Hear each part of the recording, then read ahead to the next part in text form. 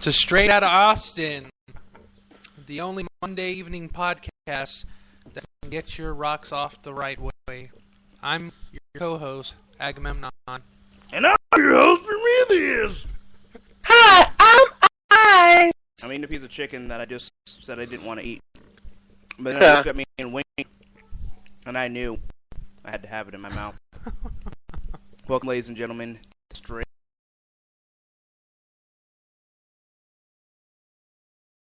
So, we've been starting the last couple podcasts with a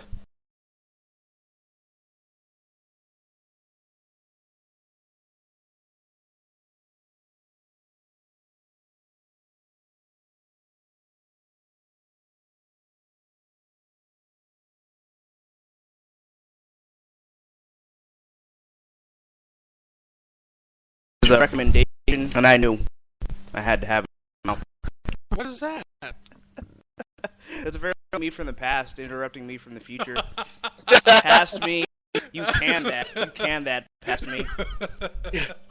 Get it past Prometheus. That is very rude of me from 30 seconds ago. I do not appreciate that at all.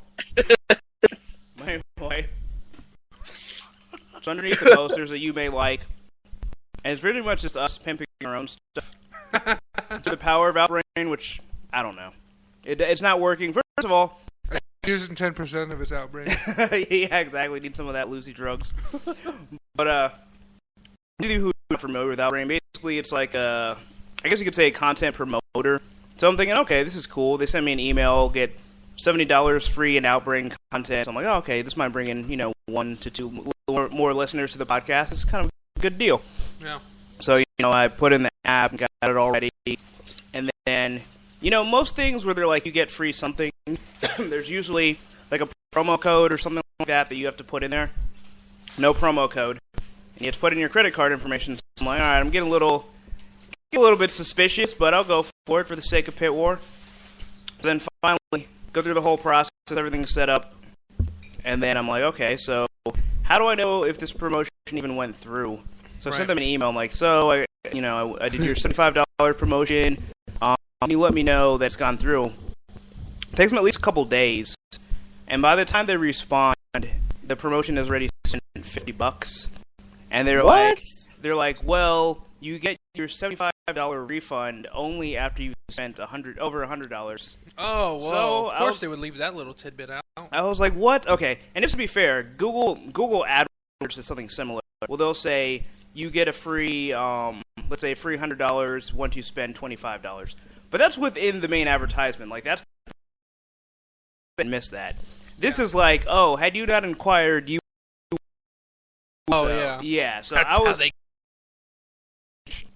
So I was pretty irked when I received this email from Roy telling me, best regards. Yeah, best regards, your ass, Roy. I'm coming for you. So that's why you were never invited back for Brawl. Yeah, exactly. Trip feature. But anyway... Mm-hmm. So the promotion is on, and you will get the $75 refund if you spend above $100.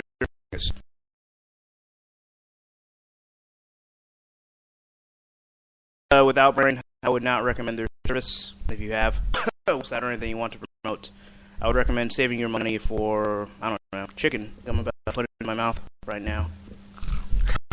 Even crunched. Oh, man, that's some good chicken. Now, if I had $75... worth of that chicken, yeah, I would feel like I spend money much better than Outbrain. So. Now, does that chicken taste like chicken? Well, the machines didn't really know what chicken tasted like. That's why everything tastes like chicken. So I'll say yes. Interesting. Beautiful. Oh, also, in a moment, those of you that didn't join us last Tuesday, definitely check out episode 23 of the Comic Bubble Podcast. Mm-hmm. Yeah. Start to pop with chicken in your mouth. The Comic Bubble Super Fun Time Quiz Trivia Extravaganza Special Show! Yay! Featuring yours truly, Agamemnon, Ice. Also, we have the Novus, Kelly and Ace, as well as Peter and that other guy whose name I forgot. Ryan. Again. I know Ryan. Ryan. Yeah, the Ryan guy. That's him. So it was a lot of fun. Props to Louise for putting that all together. We had commercials and intros and rage quits from not getting questions. With Kelly yelling there's out, plenty of those. Just, I don't know. It was fun times had by all. So I would definitely recommend checking it out. Mm-hmm. Also, I just want to say shout outs to everyone in the chat, me and Jimmy. Is this Jimmy Vargas the second, or is this the first Jimmy Vargas? Because apparently there's more than Jimmy Vargas. They're both the same Vargas. Okay, this one's Jimmy Vargas too. Okay, so this is the Clone Saga Jimmy Vargas. Yeah. And the other one is the 616. This is Jimmy Riley. Yeah. So yeah, check it out and keep listening to me eat chicken. So what's our first topic of this evening? Oh, actually, you know what? I bet you had something. I've got a motherfucking rant of my own. Oh damn! Uh-oh. Lay it on me. All right, so today marks the beginning of week 3 of my latest class, and it's kind of like the inner workings of the film media industry, and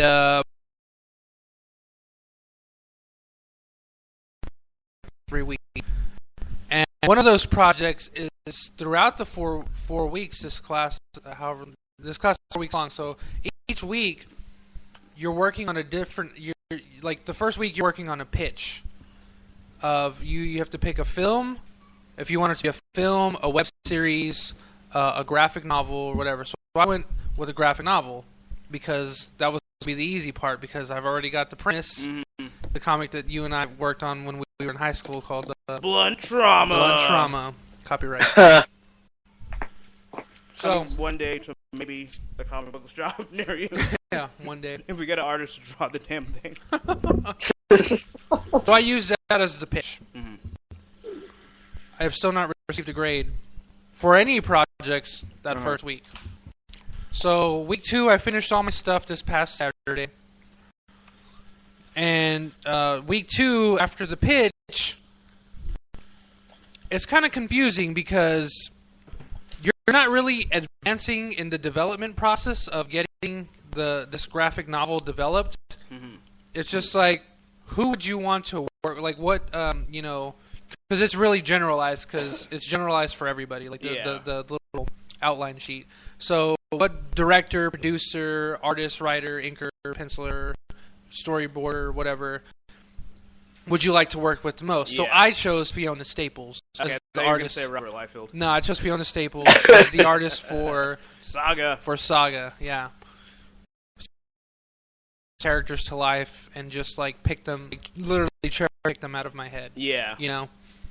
And just like do them like more justice than I could imagine. I think she's just that damn incredible. And then I was doing a little more research on her, and she's the one that suggested Alana be black. Oh yeah. And because BKV said, you can draw these characters however you want. Here's just some things like whatever with the ram head and Alana or Marco with the ram head and Alana with the wings. I was like, just don't make the female protagonist with red hair. I'm sick of seeing redheads in comics. And make sure when you have a monitor to get Bukkake on it. And so Staples, who I believe is of Asian American descent, said, well, she doesn't have to be white either. Mm-hmm. And then BKV's words were like, oh, right. So I thought that was really cool. And she's really like, she's that type of person that really strives for diversity in comics, which is probably, I think, a part why Saga's so successful, because there's different walks of life, seemingly, in this comic book. All this crazy stuff is going on, and it just can appeal to anyone and everyone. Yeah. I'm really proud that Fiona Staples has graduated from just working in an office supply store to drawing comics. Yeah. From Staples to Image Comics. Choke on that fresh fry. And the puns have begun. So then the next question asks, what gear company would I want to work with? I chose We Love Fine. Mm. I was like, all right, so when are we going to get past the pitch stage? Yeah. Because it's just like my dream people that I want to work with. And who would you like to be most like? So I chose Mark Miller. Yeah. Because his wild success, he's never really apologized for the way he writes and stuff. And he's from Glasgow. Yeah. Well, that too. I actually put that. He's from Ireland or Scotland. So, anyways, I finished that whole thing, turned it in. Mm-hmm. I've done 2 other projects, and one of them I had to highlight Kevin Feige as a producer. Okay. Fergalicious. Yeah, Kevin Fergalicious. Fergie Ferg.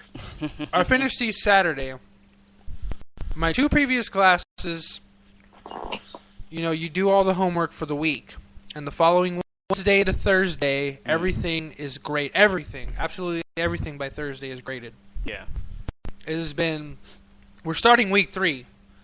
Everything from week 1 has not been graded. Everything from week 2 has not been graded. And do you remember my rant when I was just beginning my second class, and I had already received a couple of grades, and they were less than stellar? Mm-hmm. Not to say that I'm doing a bad job, because I think I'm doing really good, but so did I last time. And I did a couple of things wrong. I corrected them, and I ended the class with a 90.7 something. So I barely inched with a 90. Yeah. But I did it. So this class, we're already starting week 3. We're past the halfway. I've gotten 0 grades, so I have no idea if what I'm doing is right or wrong. Yeah. So depending on what grades I get, I have very little time to correct any mistakes in my oncoming projects. And it's kind of like racking my brains. That's the whole point of all this stuff. And it's just frustrating me, and I've sent an email, and she's not responded, so I'm wondering, has something happened? Because the only things that have been graded are stuff that have no weight on my grade. It's literally like you go to the assignment, and there's YouTube videos embedded on the link. I watched them all. It's about 45 minutes of content, and literally I'm just speeding through every 5 minutes. Yeah. I'm done watching them. And honestly, you could just go there and click, I've completed this activity, and submit it, and you're done. Yeah. That's it. That's all the activity is watch these YouTube videos, and I'm watching them, I'm muting them, and I'm watching Duralius Associates on YouTube. That's what I'm doing. Because the videos literally have no value to them. Mm-hmm. They're kind of garbage. Yeah. And it wasn't like the last, I was complaining about the test, how a lot of the questions are kind of BS, because the links were kind of garbage in the previous class, and it's like, where did I find this link? What assignment was it in? It's just like you kind of had to really search and seek for some of these articles that she's speaking about. Yeah. And there's no pop quizzes, there's no tests at the end of every week.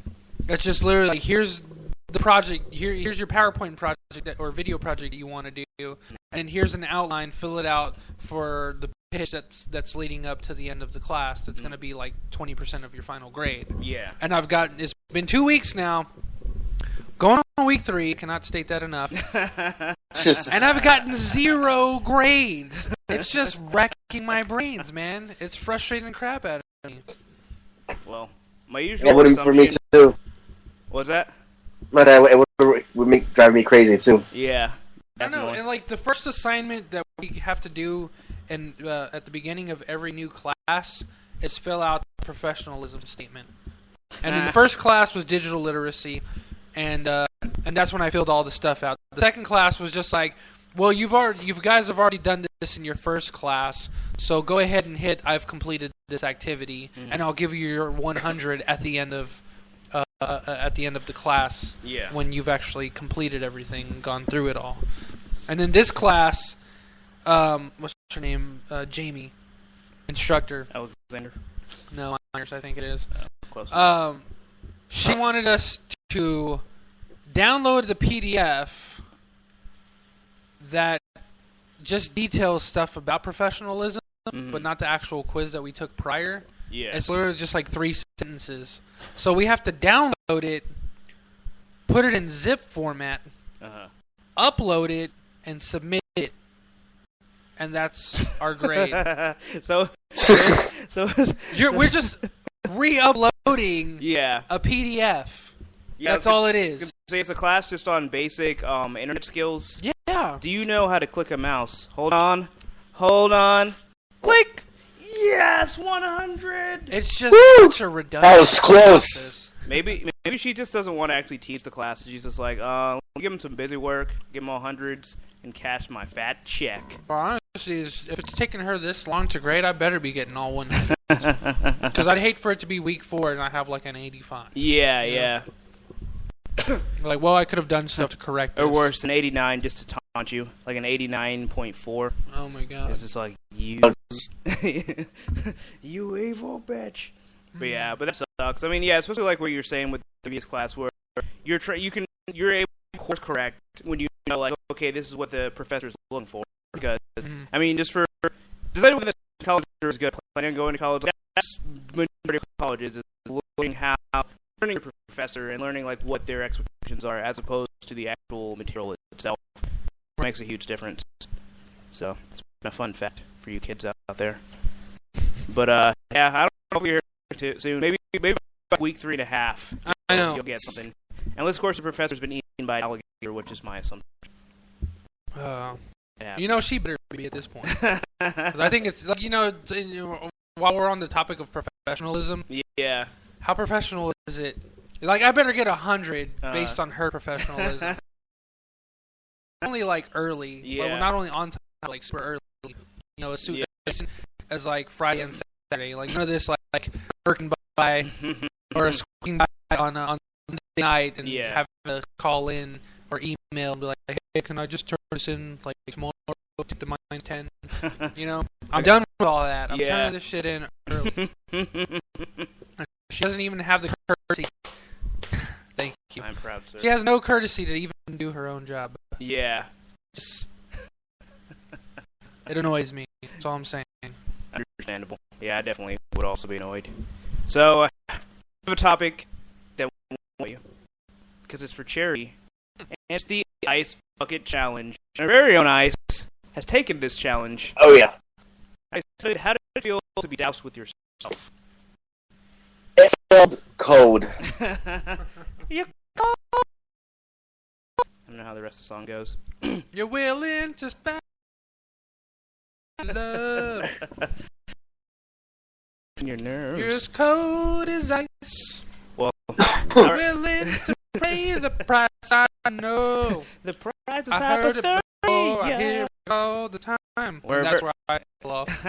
Our very own Ice tells us, but unfortunately, the 24-hour challenge period has passed. So, I'm still waiting for your guys' challenge. So 24 hours. You guys still have a challenge.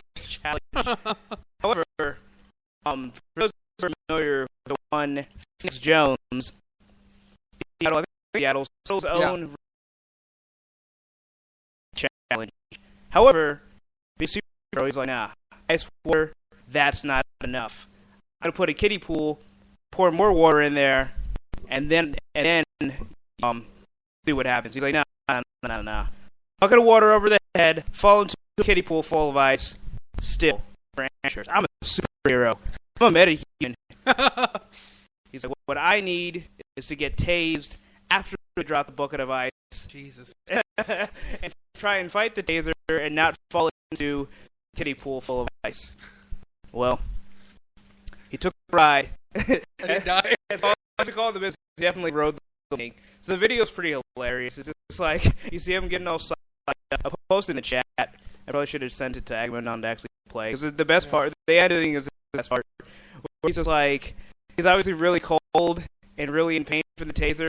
Oh, and spoiler alert, yeah, he was not able to defeat his nemesis, the taser.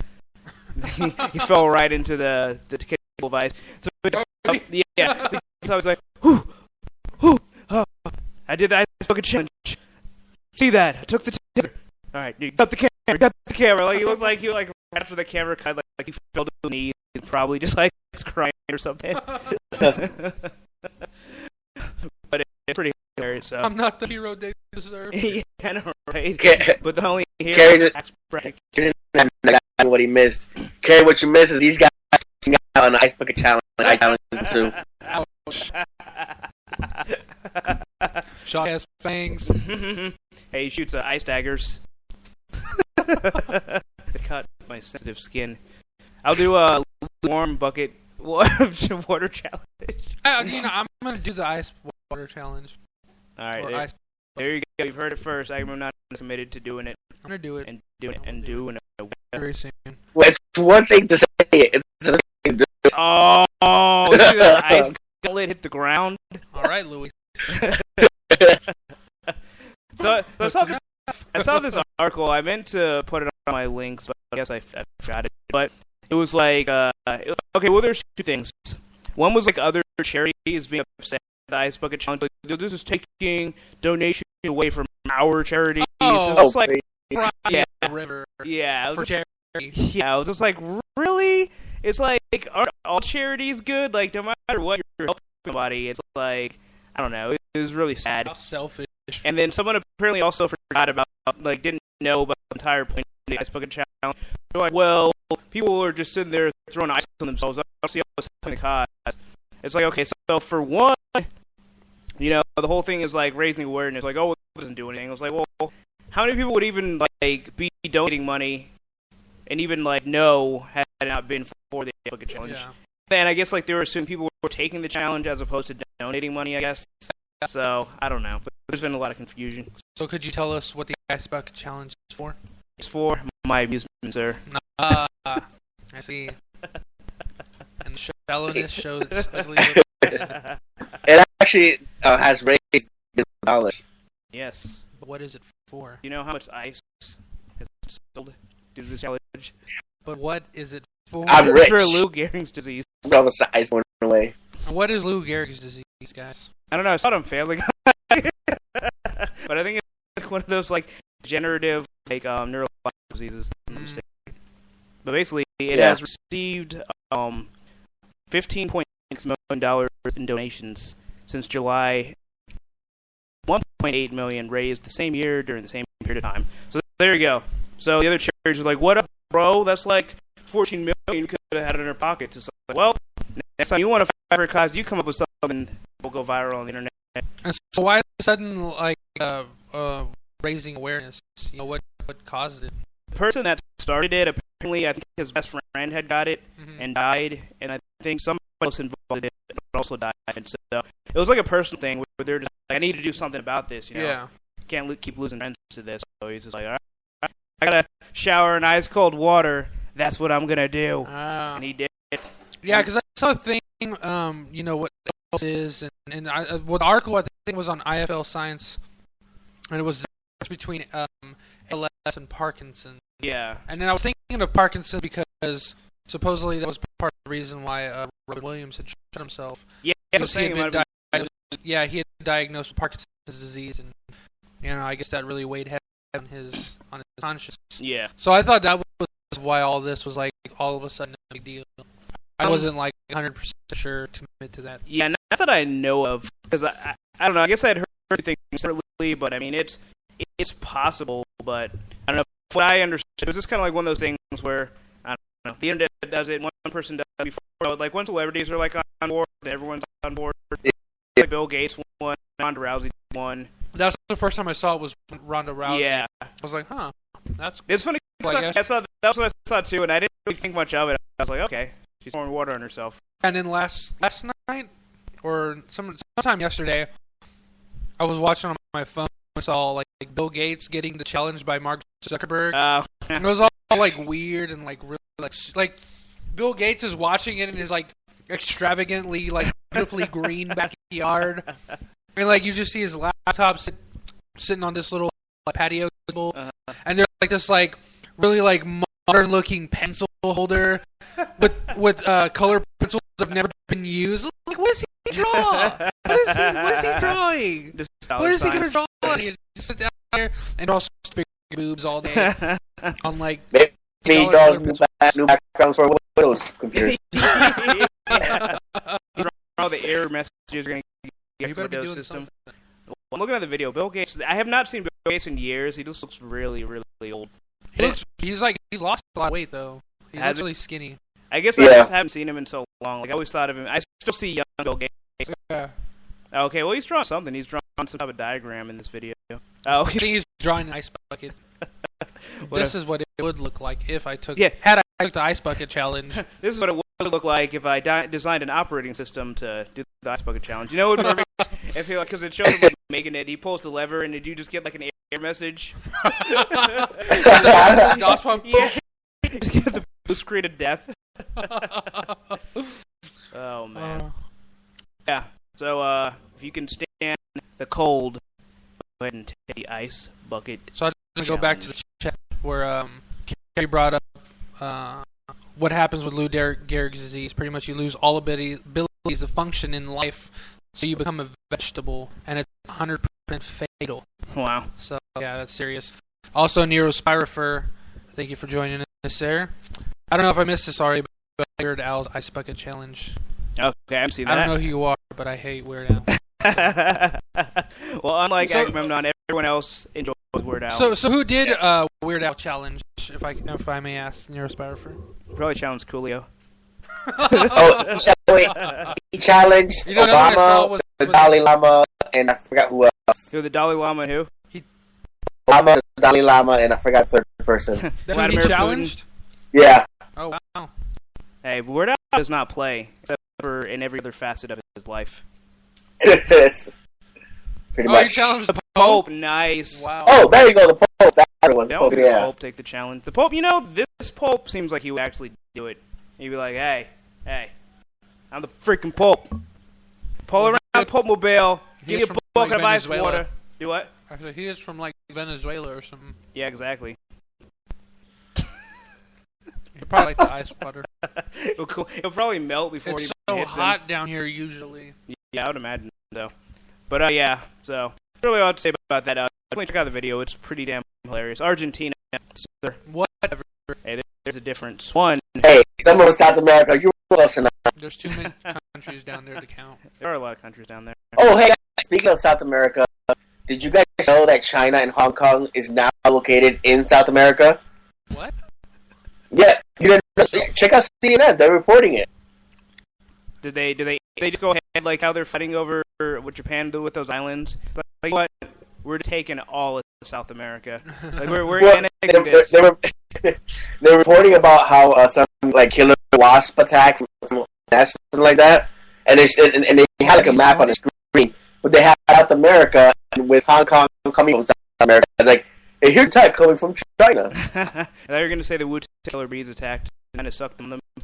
Dude, if it's a Japanese hornet, that thing is no joke. What about the green hornet? That is like the scariest insect ever. Scarier than a Wu-Tang Killer Bee attack. Yes. So it's got all 36 chambers? 37. 37. 37 chambers, sir. Speaking of 37, Can it actually I got to meet Brian O'Halloran this weekend, and it was one of the highlights of my life this weekend, and it's like best day ever. Guy from Clerks, right? Yeah, Clerks, Comic Book Man, and whatever else. Yep. Yep, I got to hang out with him at my comic book shop. Did you tell him, I'm not even supposed to be at work today?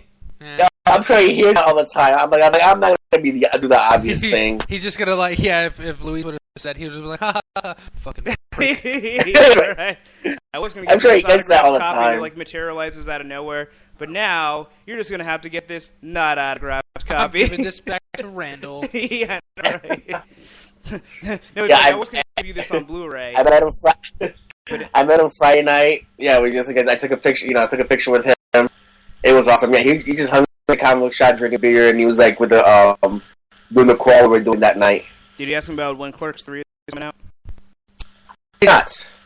Supposedly. Because I was just too much of all. I was like, oh my god, I actually got to meet this guy just to hang out with him. I was like, screw everything else. Just listen to him. Just talking. Just listening to people and just having conversations and all that. That was awesome. Yeah, that would be awesome. I think it's one thing to meet a celebrity and it's like, hey, I met this guy, and then you don't really get to do anything else, but to hang with him, I think is always really awesome. Yeah. Yes. Yes, indeed. I don't know what's to do at was it the Connecticut Comic Con? Yes. Triple C. Triple C. I got to meet Phil Jimenez. He also was hanging out at my comic shop Friday night because he was only attending the convention Saturday, Sunday. Oh, okay. So he hung out at my comic shop for literally about 6-7 hours. The guy was just there drawing stuff for people. He was amazing. Nice. I mean, I've met a lot of great artists, and they were, the nice and everything, but I think he was probably the nicest I've ever met, and that's even possible because he, you ask him, for a sketch, he tried it. He asked, "Okay, why am I trying to sketch for you? Like, what's the reason?" I was, it's my favorite character. Yeah. So, what makes it your favorite, or what makes her your favorite? And so we just sitting there talking back and forth, and some of my other friends were joining in, and then he would explain who his favorite characters were, like how he started out in the business, and it from Phil Jimenez. I don't know. I would not trade that for anything else in the world. Yeah, because like all the artists would do that. No one else is gonna sit there for you till almost 1 in the morning just talking with you like you're regular friends. You've known each other for years. He's the one that drew the Infinite Crisis, or one of the. Yeah, he did. Yeah, that was him. Oh, dude, I have that. I have read that with my eyes. Dude, I've read it like 5 times. It's so good, and the art's incredible. Yeah, I forget that's Jimenez. Yeah, and he's going to be drawing the new Angela series that starts in November that Kieran Gideon is writing. Okay, nice. Cool. Yeah, so that's great. Like I said, just hang out with him till almost 1 in the morning. I'm like, what other artists would do that? Yeah. I don't think anybody else would do that. Not that I know of. No, I'm just kidding. And then, of course, here's the funny thing. Neil Adams was at the convention, right? This guy had probably like 20 to 25 feet of space that he would say that all stuff was taking. He only sat in one corner, and that was it. Oh, wow. Like, dude, you're wasting all space. Well, other artists could have used that, and you're just there in this tiny little thing, and it was like, $20 for autographs, $20. I'm like, hell no. Oh, that's what I was going to ask. I'm not going to pay $20 just to get your signature. I'm like, no, forget that. Thank you. That's what I was going to ask. So, Phil Jimenez, so he didn't make you buy like a $20 print or anything lame like that? No. At the shop, he was drawing. Some guy paid him, but I think it was a deal that guy and Phil had made with each other. Yeah. But everybody else, he did. There was no payment. He drew me an Iceman, which is beautiful. He drew a friend of mine, Scar Spider, a big Spider-Man piece for another friend of mine, and for my friend who owns a comic shop who picked up and everything, he drew them this magnificent Rogue. And then for his daughter, he drew Doctor Who, the Doctors 9 and 10, on a blank Doctor cover for the comic. Oh, cool. He did all this, and none of them had to pay. So that way, like I said, I think it was a deal they made with each other. Yeah. The guy was probably like, hey, can you draw my head on your body? He's like, that's kind of weird. I'm going to have to charge you that one. I feel kind of dirty. Yeah. Well, the guy asked him, he gave him one of the X-Men, Astonishing X-Men covers from the wedding of North Star and Kyle. Oh, okay. But the one that had that little blank, on the cover, and he gave him a picture of his son or something, and for some reason he paid him. That was already started conversation before I got there, so I don't know what exactly deal they had made. Gotcha. But like I said, they made some sort of deal. They paid him, and I was the only person I knew who paid Phil. Everybody else was for free. And, Phil's an amazing guy. At convention though, he was asking I think $20 for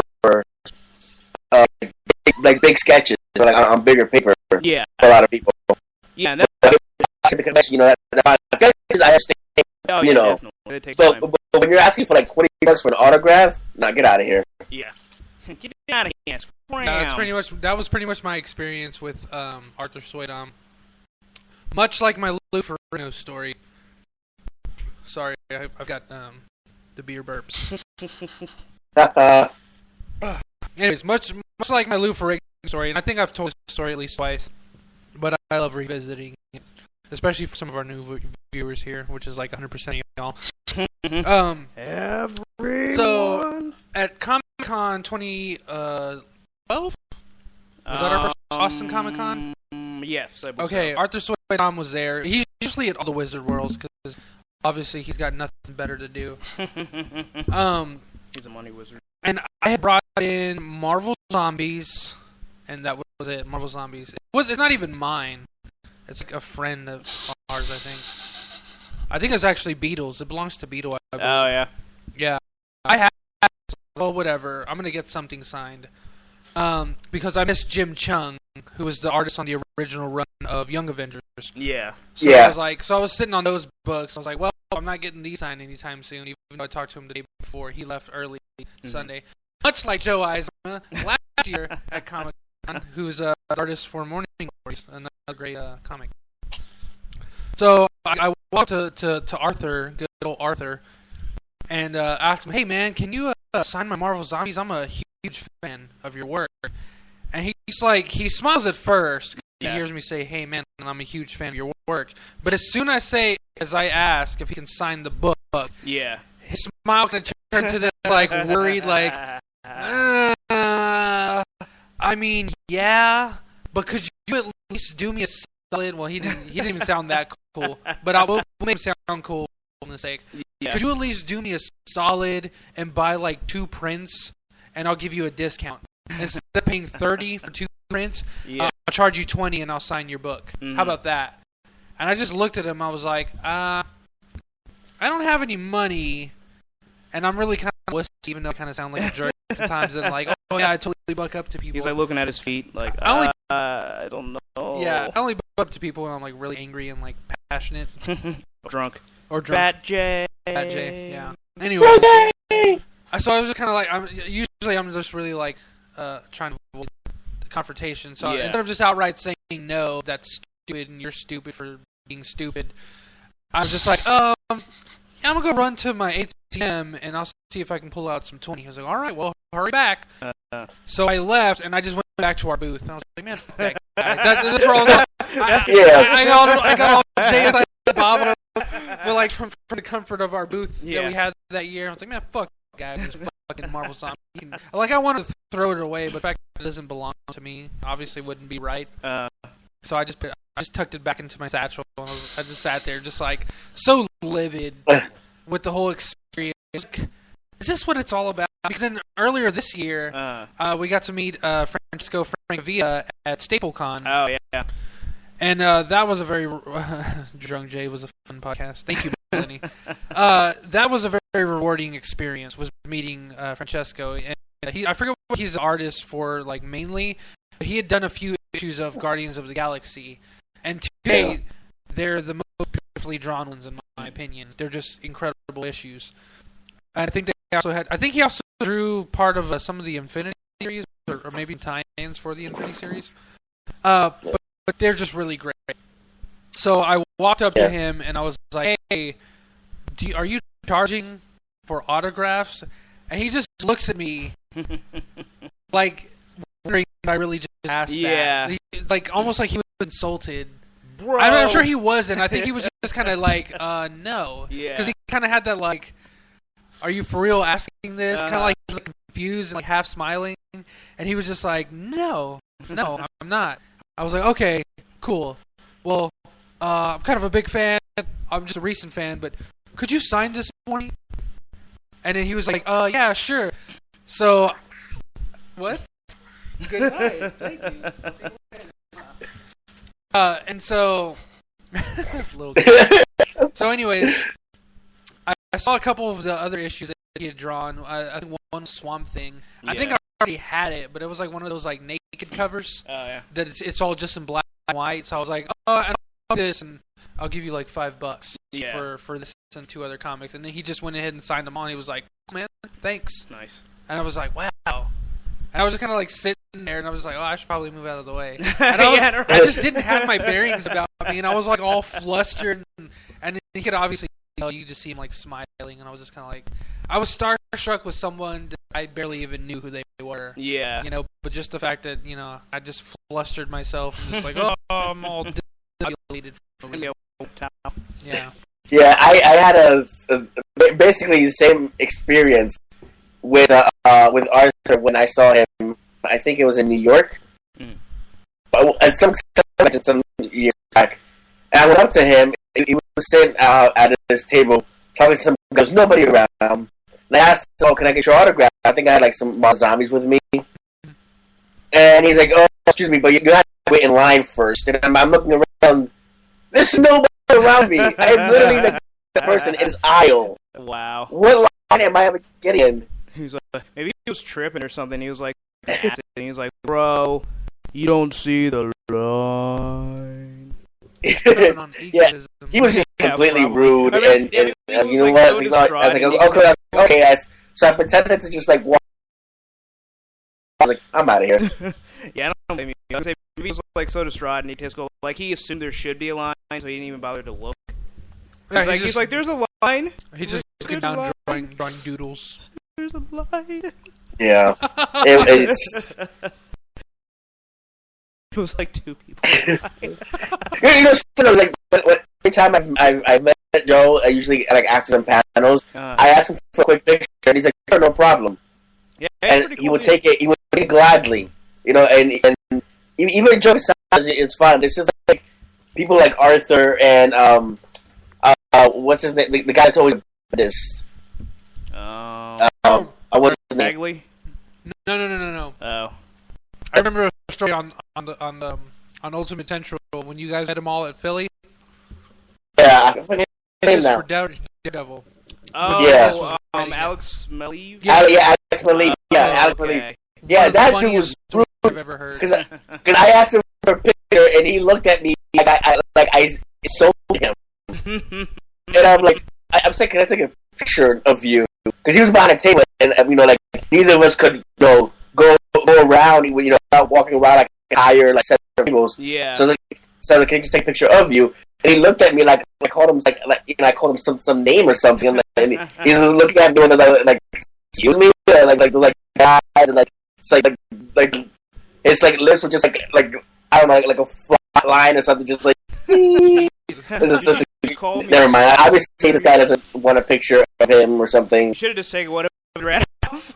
That's what we did with Luke. Gotcha, sucker. I'm gonna find that picture. From afar after he tried to charge us $20 for a Polaroid. I did the same thing because I was like at least like 8 feet away, and I didn't have as good a camera as I did now, or even on my iPhone.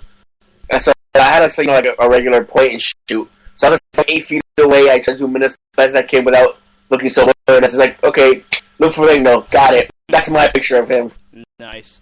I wonder, like, for like the next Comic-Con, I want to rent like one of those like paparazzi like giant lens on the camera to take pictures of them like from afar. We see you over there. That lens is half the size of the building we're in. You down behind this bush. Yeah. Free.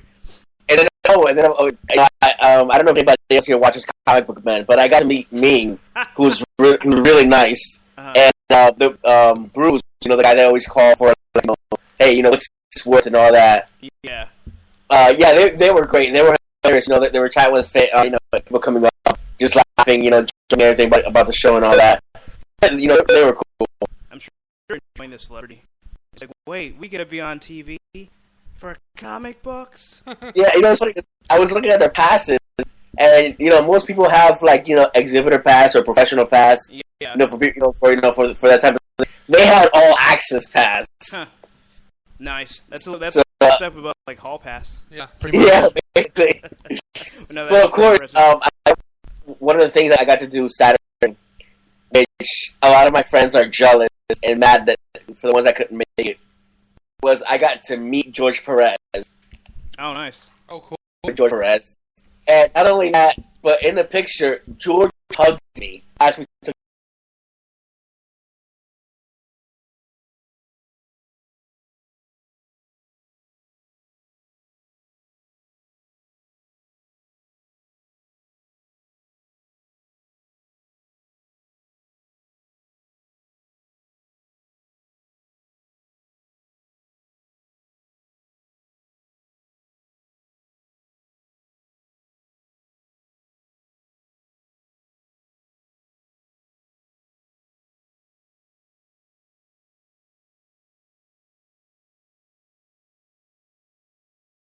Yeah. So I came back end of the day. The line was but people were killing me from 2 days of walking. You know, so much. But I was like, I felt like I had no feet. I had to wait for like half an hour because a lot of people were buying him. He was like $30 head sketches. They were huge sketches. It was like almost, I think, maybe like 10 by 10 paper size, something like that. But see, it was worth the money, especially it's coming from George. Yeah. So a lot of people in front of me were asking for sketches, and I'm like, oh my, I can't say anything anymore. I was like dancing back and forth, trying to like tiptoe out of my foot any way possible to try to relieve like any pain. Sounds like you need an ice bucket challenge for your feet. Yeah, dude, it's so bad for that. Oh, but you know, eventually I got up to him. You know, I got my Crisis on Infinite Earth paperback signed by him. The footer, everything, it was worth it. That's badass. Yeah, I had such a great time. I couldn't keep up with all the messages you were sending because of my shitty work schedule. But I was just like, Luis sounds like he is having a blast. So I know that made me quite happy. Just looking at the skin that you had sent, it's badass. I love how Ivan has like that little smirk, and kind of, it almost gives me like the Age of Apocalypse Iceman. He was like a lot more pointy. Although there were another Iceman that would have been similar. I mean, this was great. I had a great time. To me, the people that's like seriously convention because the thing was at an arena, so obviously it's obviously compared to a convention. You get to meet like these people that because with waiting in line and all that, and was one of the best had, and I look forward to that. Nice. Excellent. We're on the subject of Comic-Con. So, for those who don't know, like, it's very different to almost any Comic-Con. So, I put in for the time, I think, like, unless I have a job, I should have Wizard World off. I wrote down the dates, and I was just like, Thursday through Saturday. Why did I do that? Sunday, like every other. So then when I got home, I looked Thursday through Saturday. Yeah. I'm like, what? I thought I had explained that weird. to you. So I won't be there. That's my point. But it's so on. Why Thursday? It's really lame. It was just unexpected. Still has their dates from last year. It's still Friday, Saturday, Sunday. So it's like, I mean, they're thankful for that, but I wish we had like big. I mean, there's Capital City, which everyone seems to want. Can we just get one like big in Austin? Yeah. Like, can we be in Wizard World By a engine? Yeah. Just, but actually, so I don't know. I started being excited. I'm like, I was actually gonna do because I hate getting on the. I got Wizard World. Did you get Wizard World? Glad I didn't call. Well, I mean, it helps. I mean, Thursdays it's 5 hours. Yeah, I know. It's like noon to 5. Yeah. So, which it's just kind of like disheartening. Why wouldn't you do it on a Sunday? Like inherently, like something going down that day, so we're like, oh shit, we can't keep it for this full weekend. Oh, let's do Thursday for 5 hours. Yeah, that's the thing. Yeah. The con is a lot shorter. Less people probably are able to make it. What starts at 2 or something? Yeah. I don't know. It's just lame. Wizard World stiff game up. Friday, I think. Okay, actually, yeah. Thursday, I think it's noon to 5 or 10 or 11 to 5. Yeah. But it's not very long. I mean, the fact that it's going to end at 5 is a little disheartening. And then Friday, it's going to be from like 11 to 7. And I think Saturday, it's going to be like 12 to 8. Yeah. So it's like they extend the hour, or it's later, but then they shorten it to where it's like it also starts later in the day. So it's not gonna like on Saturday. It's not gonna start till noon. Whereas like most other cons, like healthy 90% probably start like at 10 in the morning. Yeah. You know, so I don't know. I'm kind of starting to not like Wizard World Austin compared to Wizard World Austin 2 years ago. I don't like the way unless I was gonna say it's getting progressively worse. Yeah, unless this Thursday, Friday, Saturday ends up being like the most genius scheduling arrangement ever conceived. Until that actually is proven, I don't like this. Yeah, I mean, I get that. I get that Saturday is the most busy days, so maybe they're thinking during the week might have more traffic, but I don't know. I would have liked if they would have personally messaged me to let me know before I put in for time off that it was on Thursday and on Sunday. Then I would feel a lot better about it. But anyway, breaking news, folks. Not really breaking. I guess they broke it earlier. But they've released the list of cast members for Ant-Man. And everyone's just like, oh, man. You know, we got Paul Rudd, who I guess we'll kind of like. You know, we got Michael Douglas. We got Angeline Lilly. And Freckles. now to join this amazing cast. Well, not amazing. Gal Gadot. Dude, I would take Gal Gadot over who I'm about to say any day of the week. Even Blurns Day. T.I. T.I.? Yes, fucking T.I., dude. I Who's he gonna be? I don't know. Maybe he's gonna just make a rap cameo. Maybe he's gonna do Go Ant-Man or something. I saw it on Facebook and I was like, this isn't true. That doesn't mean like Ant-Man should be Ant-Man. Right. Stop looking, listen. T.I.'s back. I don't know, but it was like, why? Like, why don't you have someone who's actually an actor? Like, somebody who, I don't know. It just bothers me. I listen to T.I.'s so-called music, but wasn't he in jail?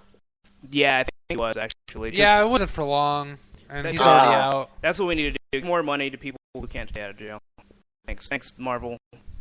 Kevin Fergalicious, I am disappointed. I want an apology direct from him, and I want it within the next 24 hours. Why didn't we go with LL Cool J? I would actually just pick T.I. over LL. Would you? I just don't like LL Cool J. What about... Dude, the beef with Cannabis, but it's personal. yeah. You know who I would have picked who's actually a rapper that's a good actor? Comment. Andre 3000. Keep going. Master P. DMX. Master P even been in a real movie? No. Hollywood. Is he even alive anymore? Man, I'm just a po' boy out from the country trying to make it. That's an actual quote from Hollywood Homicide. Yeah, one of the worst movies in the fucking universe. Blood said Ice-T. Nope, not him either. Keep going. It's also not Ice Cube, but I haven't guessed yet. Yeah. But which other rapper? There's more. 2000 movies, which he's dead. So. Kevin Hart. Kevin Hart's not a rapper. He wants to be. Yeah. Also not Childish Gambino. Just for those who might guess. Is it, no. Let me guess. All right. Is it Lil Wayne? Nope. Hey, Lil Wayne. Big Wayne? Will Smith. Birdman? No, it's not Birdman. It's not. Will Smith. It's not Will Smith. Waka Flocka? Oh, God. No. Is it Kanye? No. Is it Jay-Z? Nope. Is it Rick Ross? Nope. Is it Flo Rida? Nope. Rapper I actually like. Wait. Kid and Play. Tone Deaf? Nope. Immortal Technique? No, he's not. He's not independent. He's mainstream enough. But he's a pretty common name. Chino XL? No. Chris Rock. Chris Tucker. No, they're not rappers. Chris Rock was in a song rap. Eminem? I'm just naming people. At least we got a rap this time. Hey, I said Eminem. Oh, did you? Well, no. It's Mos also... Def? Nope. Oh, God, not Mos Def. After that movie... 16 blocks? Well, there's 16 blocks. No, it was 16 blocks. I was thinking of Andre 3000, which is Carrie Fisher. No, it's not Andre 3000. Because of that fucking Revolver. Because of that movie. I cannot stand Andre 3000. I cannot stand... Oh, God. Voice. Like, the way people hate Bills on chalkboards is how I hate Andre 3000. That's a hard hate. Picture. Yeah. Because I hate nails on chalkboards. Dude, I would honestly rather be punched in the dick than listen to 103,000 talk. Like, that is infinitely more valuable. That's a scornful hate. And the thing is, I like him as a rapper. He's not bad. He's an excellent rapper, but him talking in that movie was grating. I liked him in Be Cool. Okay, never saw Cool. Okay, he was pretty good. He was kind of cocky because he was sipping tea from those little teacups, all like posh with his pinky in the air. Yeah. So, and then he didn't have that annoying hater accent that you're fond of so much. Oh God. Okay, who is it? I give up. Busta Rhymes. Oh. Yeah. This is serious. We can make you delirious. You should have a healthy fear of us. Too much of us is dangerous. So dangerous. So dangerous. My whole entire year is dangerous. But he was in the movie Narc with Ray Liotta, or whatever his name is. Ray Liotta? Yeah, Ray Liotta. He's not a street on the east side, sir. Ray Liotta. But he was really good in that movie. I was impressed. I think he was also in Shaft. He was okay in the movie, but in Narc, he did an excellent performance. Break the neck, bitches! Also, another guest could have been the RZA, but I've already expressed on this podcast that the RZA. Actually, I don't think I have. I think I just thought about it. The RZA is Garbizza. No, the RZA. Okay, RZA. I know you're listening. RZA. If you want to continue to be in movies, especially in martial arts movies, please go take acting lessons. All right, get a voice coach, take some lessons, and learn how to act. You don't have to be Academy Award winning. Just at least have some very basic acting skills, like, I don't know, a little bit of charisma. Come on, part of the Wu-Tang Clan. This is embarrassing. Like, this is the best you're gonna give me. Do you really need to be in Protector 2? Do you really need to be in all these movies? Like, you're in freaking shows. Who said RZA can be in these movies? Like, you either need to stop. Who said that RZA should be in these movies? Exactly. It's like RZA either stop, or you need to actually take a time to get better because you're garbage. And I hate you. At the end, that's all. Yeah, Carrie Fix. Remember, Busta Rhymes was on Shaft. Yeah, I remember that. I don't think that was one of his stellar performances, but it was great. I forgot Shaft. You know, by choice. The best thing about Shaft is just the fact that there is no best thing. No. Batman Begins came, or when they were talking about it, and they announced Christian Bale was the Batman, and I was like, that racist dude from Shaft is gonna be Batman. I was so befuddled. I was like, what? Why are they casting this guy? That was the only Christian Bale movie I'd ever seen. So I was just like, I had to see Machinist or anything else he did that was fantastic. Psycho. I think you had seen American Psycho. I think maybe you just didn't remember him. Maybe. I'm pretty sure it was afterwards, though. But I was just like, what? This guy was just a prick. Like, he's not my Batman. Yeah. But he ended up being fantastic. He ended up being my Batman. He ended up being more than just a Batman. He ended up being a symbol for Gotham. And as a symbol, he's incorruptible. And his throat really hurt talking like this.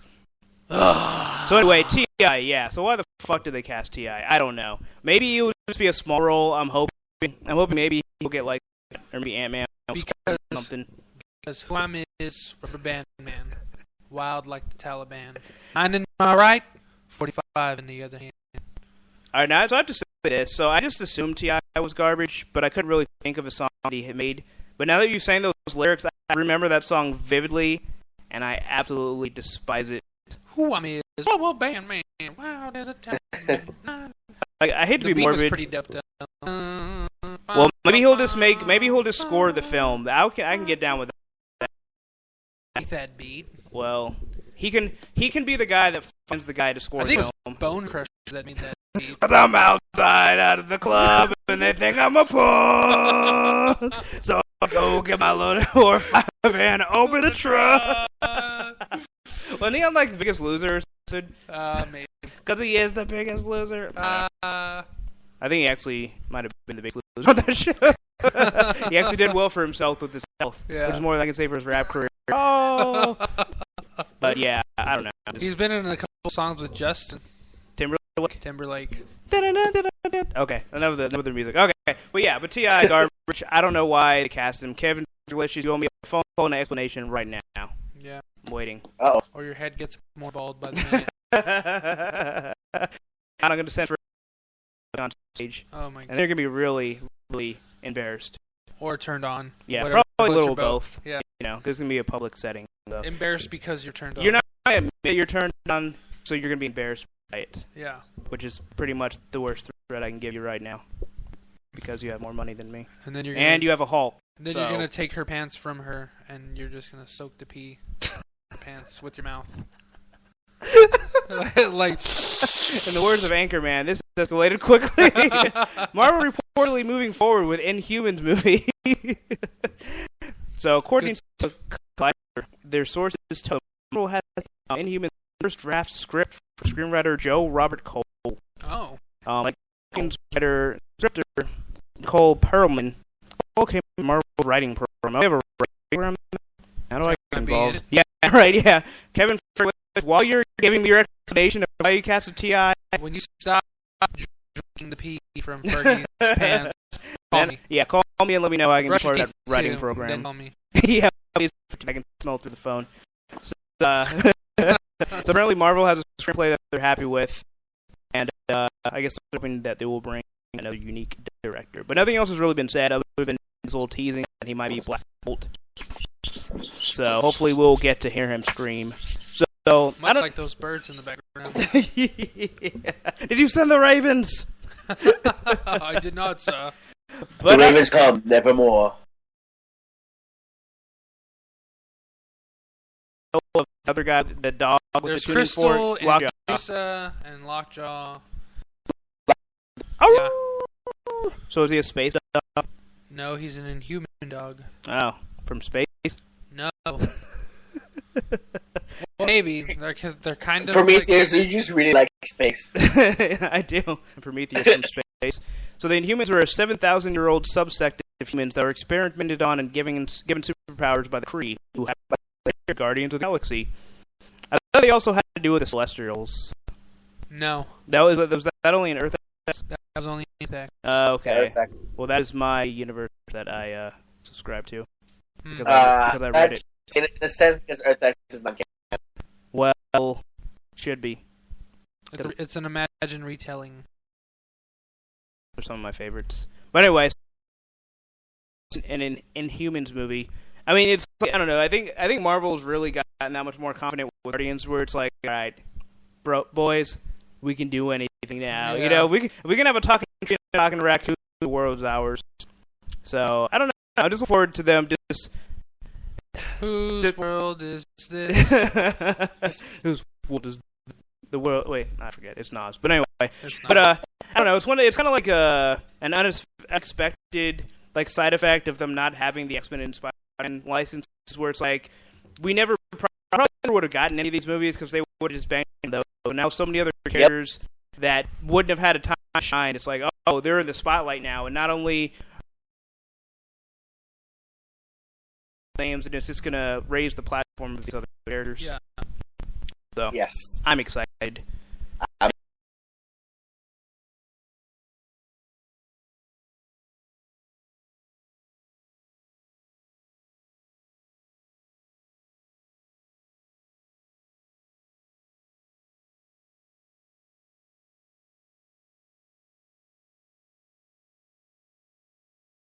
Was spelling comic.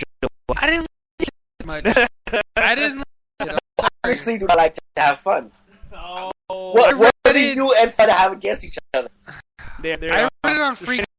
I read it on free comic book days when it first came out, and I don't know. It just wasn't that good. It's not something that I would have ever gone out of my way, even with hype and stuff. I would not have gone out of my way to read this. But the free comic day issue is completely different from what actually came out.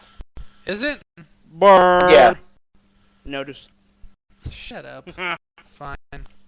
I'll give it a retry because I get the. I got the special loot crate version that came out, and haven't really read that one. Haven't wanted to really touch it. I'll check it out.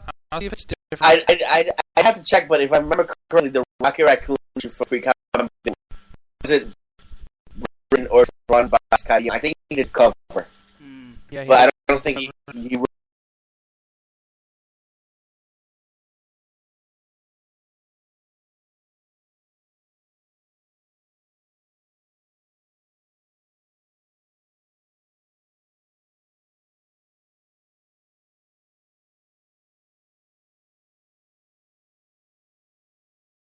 like maze, and it's hilarious. It looks awesome.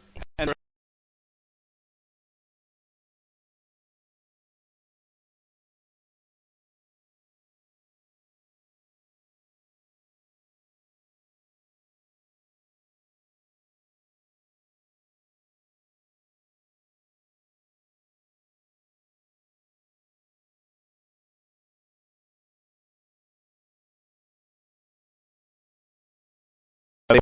more than $36 million in content traffic.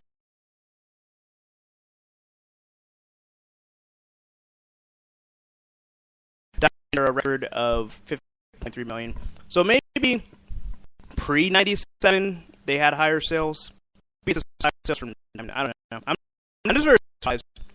It's always like that was like a number one, like sold insane amounts.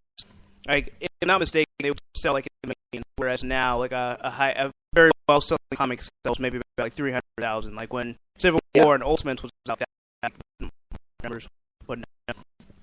So, there you go. Maybe I should ask you these articles. His figure has not been released, but Blaster says it's looking around the 300,000 mark for issues sold. So there you go. Wow. And I haven't seen numbers like that like Civil War, I think. Well, we haven't seen numbers like that.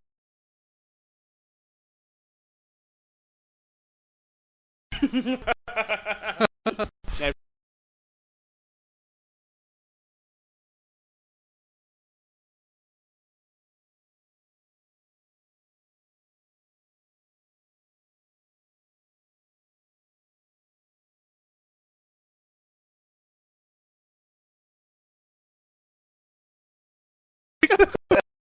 As reverse propaganda. Oh man, it was timely comments, guys. Oh, I know my aunt was about to be very, very timely.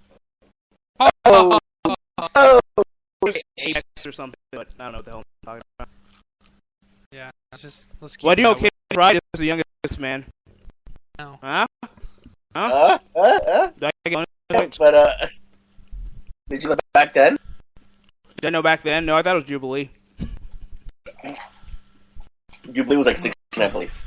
She was the X-Men of the 90s. She was the Kitty Pryde of the 90s. Yeah, she was. Which I thought. Yep. That is true.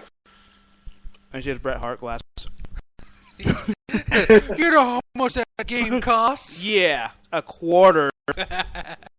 So anyway, so we saw the test footage for the Deadpool movie, and apparently Rhett Reese is trying to.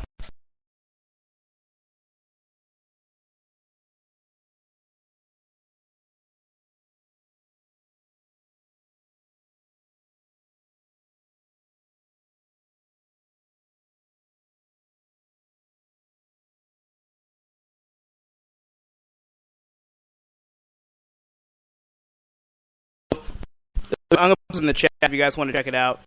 This first time I really seen like a Twitter campaign for getting a movie made.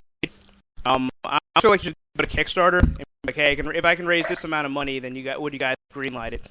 But Twitter works too, and it's also free, so I can get down with that. It's also in this, everybody's favorite Rob Liefeld has come out to say that the Deadpool movie will probably be PG-13. For some reason, this article says R-13. I don't know what that is. I really hope it isn't PG-13. I think Deadpool deserves, not should, but deserves to be an R-rated movie. Just because of all the hardcore fans that love Deadpool and understand where it, understands the deep, dark place of comedy that Deadpool comes from. Yeah. It depends on how they make it, because if they do it like CGI, like that test, then rating R wouldn't be a good idea, because they wouldn't have the bigger box offices they would if their team to rake in money and more audience. Well, yeah, you bring up a really great point, because that's... Oh, God. The beer's went on. You bring up... No, okay, look. Drunk Day returns. You bring up a really great point, because that's part of the problem. And I think for this... Okay. It might not be like completely enjoyable, because, I mean, from the trailer we saw, it was really fun. But that's where part of the problem comes from. Is that the blood, the gore, the flashiness, ultra violence, that's what makes Deadpool Deadpool. Yeah. Like, if you look at the Devil May Cry series, I mean, that's more or less Deadpool. That's Capcom's Deadpool. Yeah. It's even proven so much if you watch the Marvel vs. Capcom 3 trailers, where they have the two of them pitted against each other. Because they're so much alike. It's just Deadpool's cocky, and Deadpool's more self-deprecating, where Dante's more cocky and fun. But they're both just very fun, but also very well. Deadpool's more like on the verbally vulgar side. Yeah. But I mean, everybody loved the trailer, right? Am I right? Am I wrong? You're right. I enjoyed it. And there were certain things about it that people loved. It was mostly like bloody scenes or the vulgar scenes, And Ryan Reynolds obviously proved that they can do those things very well, even in past movies. Just like you showed in Green Lantern, eh? Yeah. He went. No, whatever. I'm not. No tangent. No tangent. No tangent. Don't tempt me like that. Do not tempt me like that. So, if you're gonna make the Deadpool movie PG-13, you're gonna have to eliminate a lot of the things that would have already made Deadpool a great movie. Mm-hmm. Deadpool the property, not the actual person. I think you can still make Deadpool a lot of fun, but could you make it? I mean, you can make it like Guardians of the Galaxy fun, but I think that still takes a lot of the fun out of what Deadpool encompasses.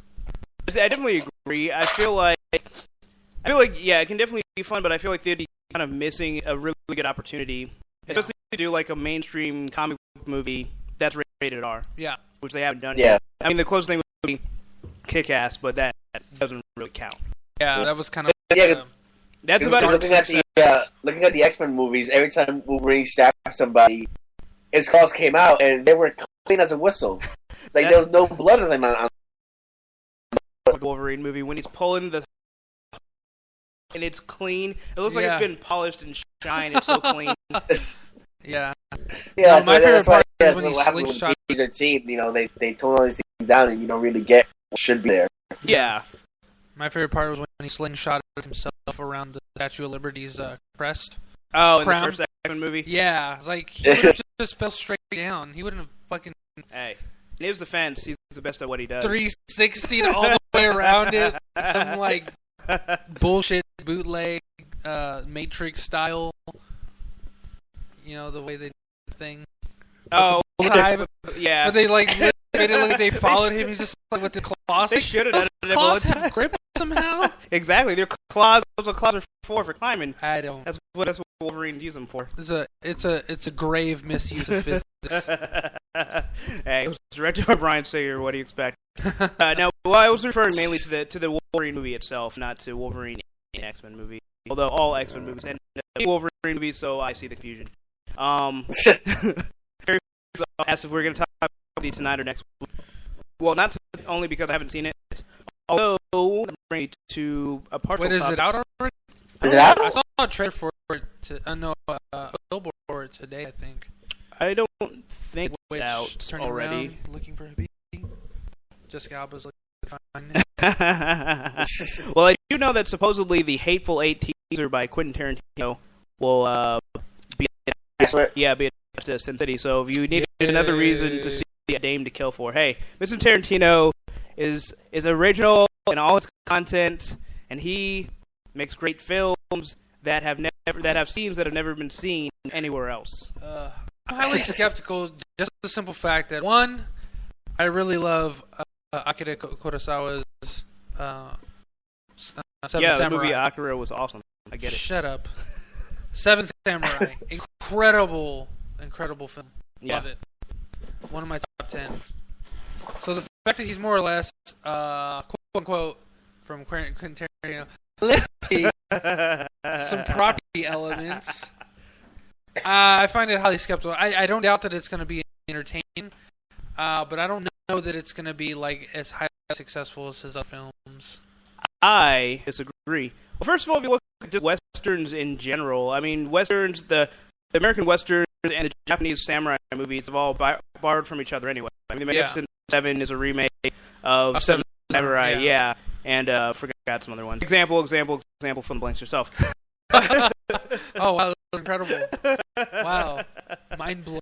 Well, Last Man Standing was one of the Akira. I forget the movie. I don't know. So American Westerns borrow more from Japanese. Well, no. What I'm saying is they both borrowed from each other, and they've still been able to make classic films. I'm not saying that Tarantino's going to make a classic film, but I feel like Tarantino's just... I mean... You mean like the good and the bad and the weird? Well, I guess. But, I mean, Tarantino, as much as I pick on him for, quote-unquote, lifting, lifting stuff from other...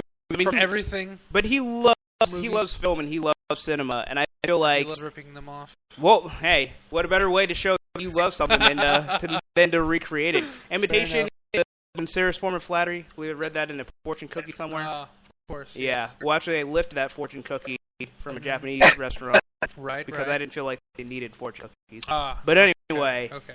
I think it'll be good. I think that he's going to do justice to it, and I might enjoy it because I did not like him Samurai. For another time, for a day that's slower in the news. We're gonna have a podcast that's gonna be as great debates. We're gonna debate the merits of Seven Samurai. Yeah. Except that means obviously you have to rewatch it. Yeah. Just a side tangent. I just want to hear from the chat. How many of you guys would like to see Luis just go ahead and become like permanent third member? Let's not type it once. But yeah, anyway, to answer Carrie Figgs' question is, yes, I'm planning to see the movie. I don't know when, because my schedule blows for actually doing things that involve interacting with other human beings. Okay, so maybe I didn't hear. Is it already out? No one answered, but maybe I'll Google it. I'm going to Googleize it, but as soon as I have an opportunity to see it, I will. It comes out August 22nd, so I guess this is Friday, assuming Friday is the 22nd. So I will try to see it before the next podcast. And I'm excited for it. It was one of those movies where I saw the first Sin City. I liked it more the second time around when I saw it. And certain stories I liked more, like the one with Rosario Dawson was probably my favorite one. And which one was it? The one with Bruce Willis. I don't know. It was entertaining. I didn't. It was movies though. At the end, I didn't think like, man, I need to see a sequel. What are these characters going to be doing? So when they announced it, and it took like 10 years in the making to finally come out, and rumor after rumor. So now that it's out, it's like, okay, I'll buy it. It's got JGL. Alba's back. I think it's been just over 8 years. That was me and Hibiki's first date movie. Aww. That's so sweet. So I think even more so that you should go see it and take Hibiki to recreate that magic. And by magic, I mean a baby. It's funny because one of the first things I told her was like, yeah, let's go see this movie Friday or Thursday or whatever it was. Because it was already like out for like a week or two. Yeah. I was like, yeah, my wife's going to be in that movie. She's like, oh yeah, who's your wife? I was like, Jessica Alba. Of course. And then ever since that day, she's always hated Jessica Alba. Yeah, pretty much. When you leave work, she just has like target practice. She's just shooting like a cat in his butt. What's you shooting at? A picture of Jessica Alba. Yeah, and I just got like an issue of Maxim, and she's on the cover. Hey, your girlfriend's on here. You son of a bitch. She's like, oops, just drops it into like the oven. Throws it into the frying pan. Yeah. Oh, you can't read all those articles you never read. There's articles in that magazine. That was a picture book. It's funny because I got them all for free, so I think my subscription ends this month or next month. I was like, yeah, I guess I'll get some Maxim. I never read them. I just throw them in the bathroom for people to read when they're yes, in my house. That's why they're in the restroom. Yeah. I have my computer. Yeah, I know. It was back... Yeah, I know. We've updated that. Well, as long as we've settled that. Yeah. That I wouldn't even debate you on. But anyway, so Deadpool. We'll have to talk about Deadpool's creator, the ever-beloved, feetless, double pouch. Hey, what is it that you posted in the chat room? Oh, the Ice Bucket Challenge. You son of a... You disrespectful son of a bitch. Oh, Melissa posted that on Facebook. Everybody. Captain America has it, and you guys haven't. Yeah. Well, to be fair, he is a super soldier. I mean, I'm sure the Ice team pays him. But Robert Liefeld wants an app about Robert Liefeld. Your phone finally has a reason to exist. So credit to Luis for this article. And so you can find out about media/art, events, new comics, Ask Rob, all Deadpool all day, on appearances. you want to pictures of him just funny. So if you oh god, I gotta post this in the chat. There's a picture of one of his characters, War Child, and so I just have to tell this. It looks just like an old version of him. He pretty much looks like a mixture of like Cable and a guy. Didn't even gym. He did oh my god! Holy balls! What is that abomination? So I have a story. Holy shit! That has to do with Robert Liefeld. So when I was a kid, being a young, innocent kid, growing up in the 90s, when most comic book artists are not really that great, and I had this ambition to become a comic book artist, and so rather than taking art classes, and I think I actually I had bought the cheap version of how to draw comics the Marvel way. So I Liefeld way. Well, that's what that's pretty much what we can do. So I actually used Robert Liefeld's art style is what I was trying to learn to draw. Needless to say, I eventually quit art and I never progressed. So Robert Liefeld, thank you for destroying my dreams and childhood. As a side note, Casey says Lady Gaga plays a waitress called Bertha in a Sin City 2 film. So anyway, I recommend you guys all get the Robert Liefeld app. Hopefully, he'll actually pay you instead of you having to pay for the app. But if you want everything you could ever want to know and everything you would always want to forget about Robert Liefeld, you can find it on the iTunes App Store. Find everything you want to know about extreme, awesome entertainment, which don't exist anymore. So, yeah. So I'm sure, Louis, you're going to be getting this app, I assume? Sure, yeah, definitely. I'll rate 5 stars even. Hey, just no feet are required for this app. If you look at a picture of a child on his right hand, what the hell? Does something sting him? Because under his thumb, that thing is so huge. Yeah, he's grotesque. Proportions? Yeah, I mean, just his hand. It's like the part that was right under his thumb. It's like something stung him and he got an allergic reaction. You remember that story I told about that inmate that tied his ear off? Yeah. That's what's happening on his wrists and the rest of his arm. I think it's happened to his entire body. That's why he's bloody. Yeah. He's just about to just fall. He's gonna pop. Yeah. I never understood that weird fascination that Rob Liefeld had with making those weird mask things around people's faces. Yeah, he loves them. I don't know what those are, but they all seem to have them. I guarantee it is because he doesn't know how to draw ears.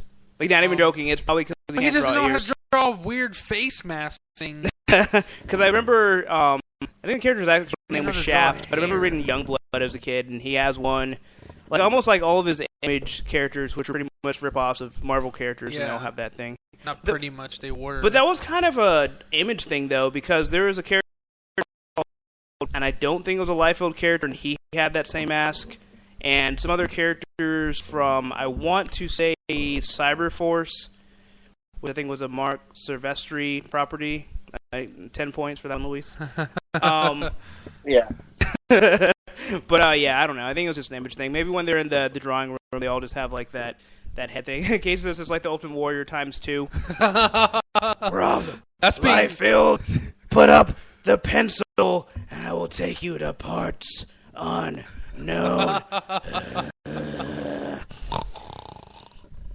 The artist has fallen asleep in the cockpit. Rob Liefeld. To the pilots who have already made the sacrifice. Rob Liefeld.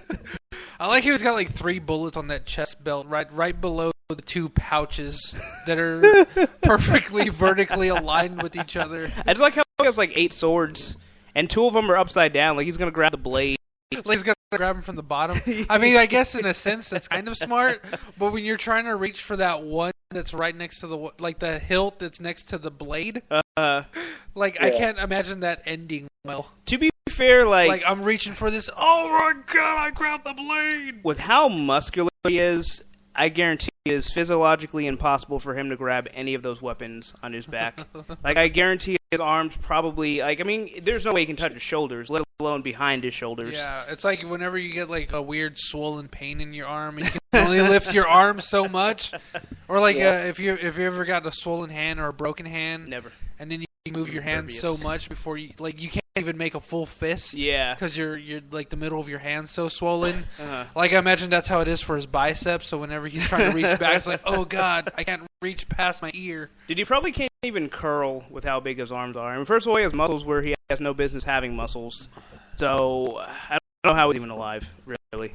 I think. Like, his midsection looks like a balloon about to blow up. He's almost like when you see skeletons in any type of fiction, it's like, how are they moving with no muscles? Yeah. This guy, like, how is he moving with so many muscles? So. I think the reason why he's like clenching his teeth that way is he's doing all he can to keep his body from exploding. You know, that would he's like, can't explode.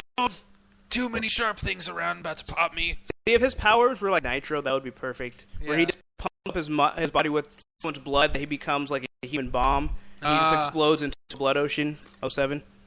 And but yeah. But I don't know. I think I actually might get labeled app. You can actually ask him questions. But will he answer the ones that you want him to? Like, I hope why so. do you suck at drawing? So this is what I propose to the chat. Send me questions to send to Robert Liefeld, and if you actually answer them, I will read them live on the podcast. Or send the questions yourself, and then send the answers to us and read them live. No, you send them to me, because I'm the best at what I do. Send the question. What I do is send the questions to Robert Liefeld on the Robert Liefeld app on the iTunes store. Oh, we should try and get that app.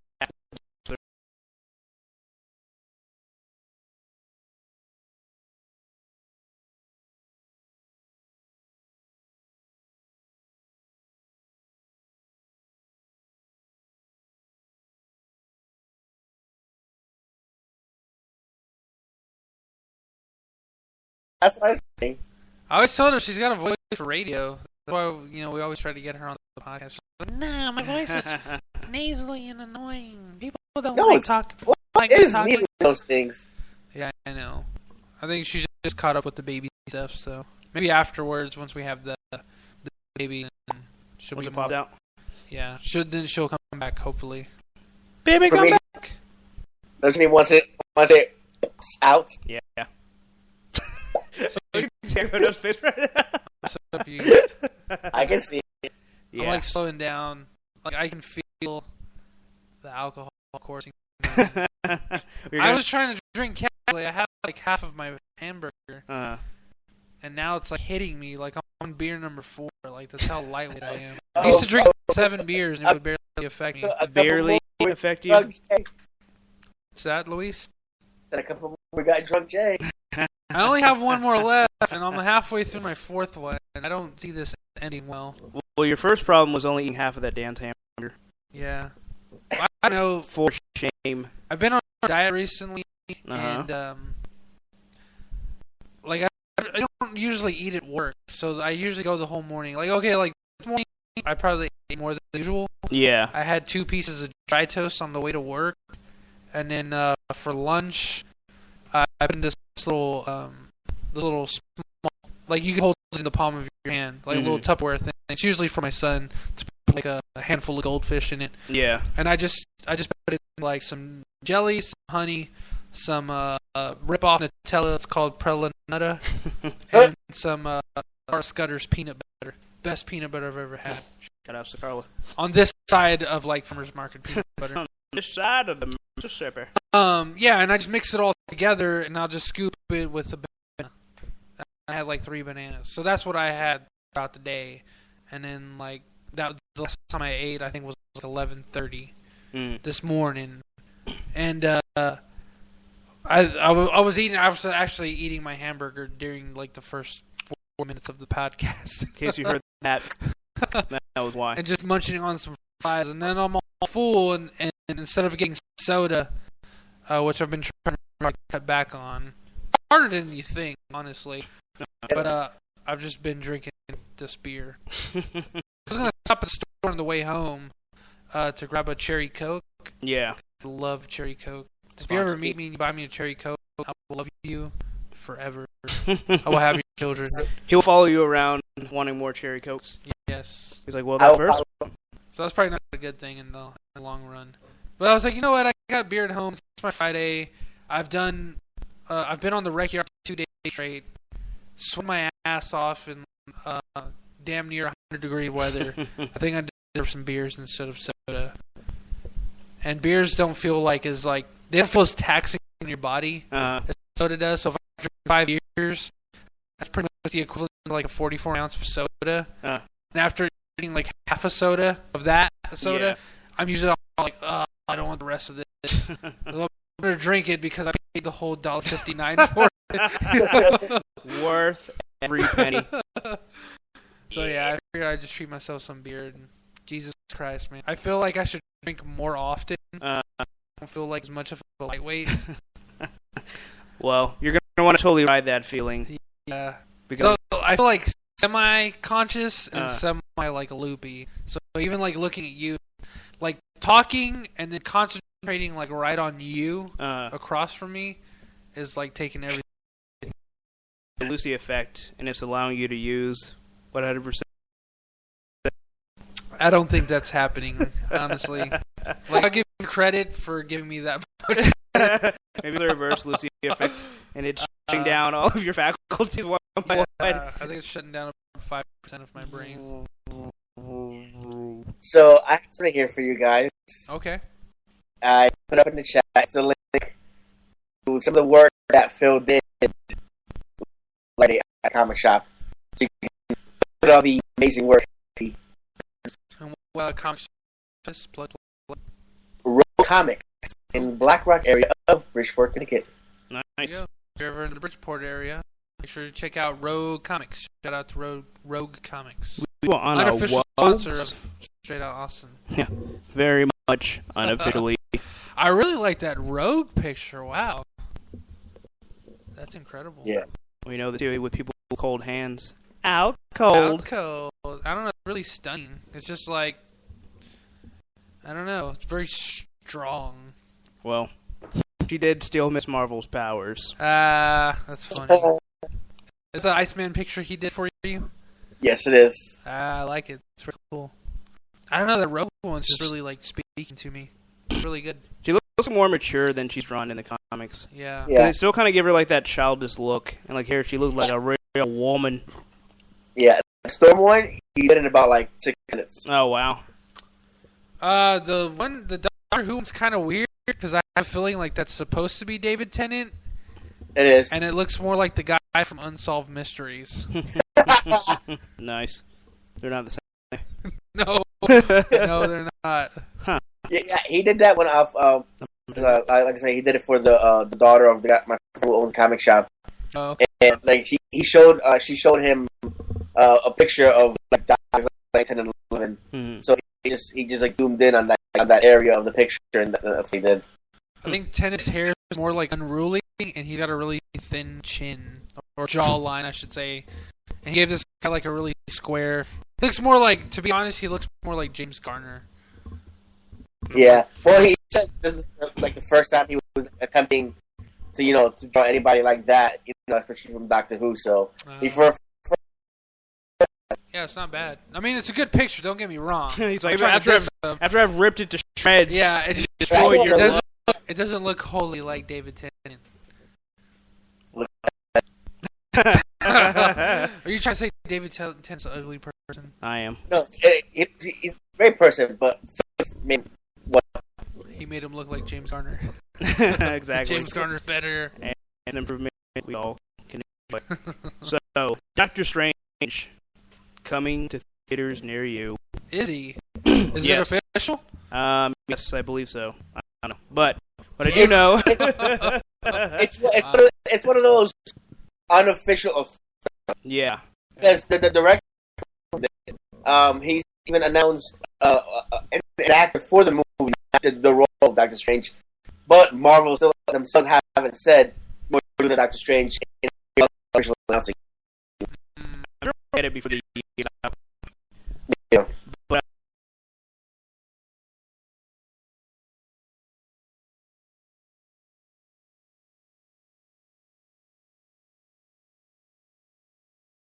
dream. I would imagine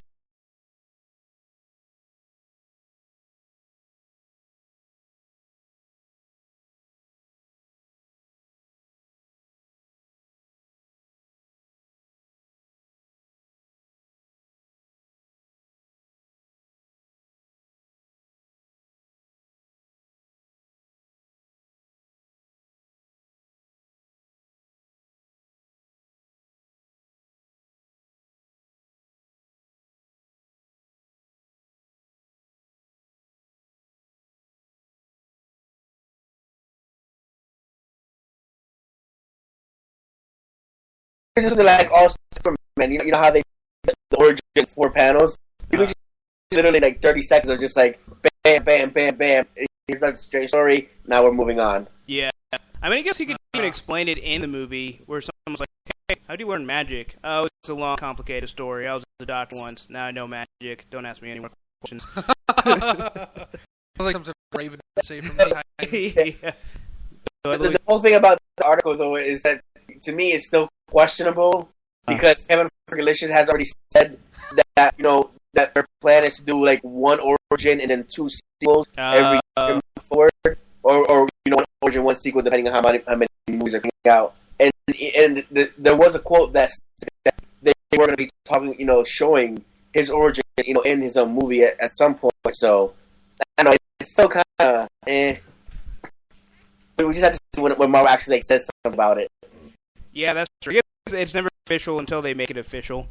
But yeah, because I can't think of any other character. I mean, there's still the rumor of Black Panther movie, but I have a feeling that one's not coming out anytime soon. And I can't think of any other character. It looks like the Inhumans, maybe, but I can't think of any other character where they would be having an origin story for. But we'll see. I mean, it would be interesting if they did just go without the origin story. It would just be a nice change of pace. That's one of the reasons I brought it up. I know people have, like, I don't know, whenever we talk about like a Spider-Man reboot, it's like, do we really need another origin story? We really know who this guy is. You really don't. And see, there's ways to work around it where you can sort of have something that tells his origin in a sense without actually being an origin movie. Yeah, and this is going to be the really interesting egg in the face, to where if they can actually pull off a very successful Doctor Strange movie and pull in about 60 to 80 million at the box office the first opening weekend, how bad does it look for Sony doing a Spider-Man reboot? It's like, well, you guys had to do a retelling just to barely clear 100 million. Yeah. Obviously, I mean, that's a lot of money. But it's like the point of this my point is nobody asked for an origin. We already got it to Tobey Maguire. All you had to do was just continue this. It didn't have to be the same canon. It could have been standalone stories. Exactly. So here's a requel, similar to what they did with the Hulk, with Edward Norton's Hulk. Smash. To where, like, they didn't really acknowledge the first Hulk movie with Jennifer Connelly and Eric Bana. Eric Bana. But, I mean, they kind of instead, you know. The point is they didn't have to go retelling of the order. But, I mean, to me, it didn't put it that way. Right. That's the thing, too, because with Spider-Man 3, as much flack as it got, it didn't really destroy that universe. It wasn't like X-Men The Last Stand where they killed off pivotal characters. Yeah. It's not like at the end Spider-Man died or Aunt May died. It's like you still have everything you need to carry on the franchise. Yeah. So. Plus with all the other villains to boot. Yeah. Obviously we still never got Connors still handed there, And we single-handedly wanted to be the villain in that movie. Yeah. Ha ha ha ha ha ha. Into a semi-drunk man, so it's gonna take me a while. Yeah, I know. I was just drinking in my own humor. But anyway, so moving on to the DC universe. I like what Casey said. They could do parts of Origins in things like dreams or flashes. Ah, exactly. Yeah. I do like flashing. Just in a better way than Man of Steel. You're not getting back a flashback every 5 seconds. Don't save me, son. You're not my dad. You are my son. You are my son. Yeah, yeah. I give Marvel the credit that they'll not follow in Snyder's footsteps. Such slow motion footsteps. But speaking of Zack Snyder, perfect segue. Ben Affleck takes on fans' reaction to his Batman casting. He says, where is it now? Everyone's entitled to their own opinion. I wouldn't have taken the part if I didn't trust my instincts in terms of the filmmaking. It's great that people care that much. They want to see the movie that much. And it's incumbent on you to honor the story, just like I did in Daredevil. Like, he didn't say the last part. But, but he's taking it in stride. He's not like, I don't know, there's some actors that are so puffy, just like, oh, well, how dare they say I can't play this character? Do they not see me in Geely? Like, I am fantastic, I'm amazing. like, all right, that's awesome. You guys love Batman. I'm going to show you a great freaking Batman. That's what I've been doing. I've been in the gym in Boston, bulking up. So he even mentioned that he's like, this actor's responsibility to look the part of the role. Right. He's like, yeah. He's like, I've been working on my muscles. I've been getting my Boston biceps. You know, I've been walking. So, and there was like one picture that was posted maybe like a few months afterwards, and he actually wasn't pretty jacked. Yeah, I remember seeing that picture. Yeah, I wasn't impressed. I wasn't impressed either. For Ben Affleck, it was okay. He's I mean, trying. It's still not. It's still. I can still see his chin, but I mean, A for effort, and also A for Affleck. After he was like, I'm swearing all superhero movies forever, and he said that over and over and over. And so the reason is why he directed Justice League when they asked him before they got him to be Batman. So I want to hear from him why he suddenly changed his mind and now is in a superhero movie again. I feel like maybe he just felt. I don't know. I mean, that actually makes me more confident about it because I actually feel like he can. Like he already knows he's going in like with everybody hating him because of Daredevil. Yeah. I feel like he, for one, actually has something to prove to himself, and he feels like he has a lot to prove to audiences and like might help him flourish in the role. Yeah, where he said, well, I mean, because he even said like this is almost like his penance. This is my penance for Daredevil. Like I'm sorry I ruined a character that even I love, that he loves, and he's saying like I'm not going to screw up Batman too. Like he's been doing so well in this stage of his career with Argo, The Town, and granted he was the director mainly is what the accolades were for. But I mean, if you look at like that from like his early career, he's definitely matured as an actor and just as a filmmaker in general. Yes. So yeah, it would be nice to actually have like a direct like explanation, like, hey, what happened to Never? You probably like, hey, what happened to Dead is Dead? And then you turn away and you turn back, he's gone, and then he's really just hiding behind Matt Damon. It's like that's not how you Batman out of here. Oscars. Like you see, He's what's that? wasn't hiding behind Damon like he used to. Yeah, exactly. Yeah, just like the old days. Oh man, but yeah. So I don't know. I mean, obviously that movie's not coming out for another 1,000 years, so we'll be waiting. But while we do wait, it is official. Jason Momoa will be Aquaman and Batman v. Superman: Dawn of Justice. So, and I had mentioned this when Guardians came out. I wanted Jason Momoa to be Drax the Destroyer, but Jason Momoa better know. Not, I'm actually kind of glad because I thought Batista did an excellent job. But I don't know. I'm glad that he's going to be Aquaman, especially the fact that I'm sure they want to erase this image of Aquaman as like this, and better Khal Drogo to show that because he is no joke. He's got 1,000-man sword at his back, and he's going to run Khalasar. What's that? That's what they call like their army, the Dothrakis. They're Khalasars. In the DC universe? In the Westeros universe. So please try and keep up. Okay. So, well, I guess for Aquaman, maybe he has like 1,000 like dolphin Khalasar. But the opposite is, since the Dothraki are afraid of water, the dolphins flourish in it. I have no idea what this conversation. Taxi World is free all his brethren. That would be awesome. His brethren. It's like weird obsession with this Aquaman. He's gonna go bang Ariel. But I don't know. I think it's actually good casting, and I don't know. I've been wanting to see him in something else since Game of Thrones, so this should be good. But it's gonna be Aquaman. I'm thinking that they have to base this Aquaman version like the one we saw in the animated series, the one that's like more serious, like more attitude, more pissed off, with the land lovers. Oh the definitely. Other version of Aquaman. Yeah, I mean that's what I'm hoping for. I hope it's going to be. It kind of seems like that version of Aquaman's a lot closer to Namor, and I'm hoping that the Aquaman he's going to portray, just like this jerk that's just coming up like.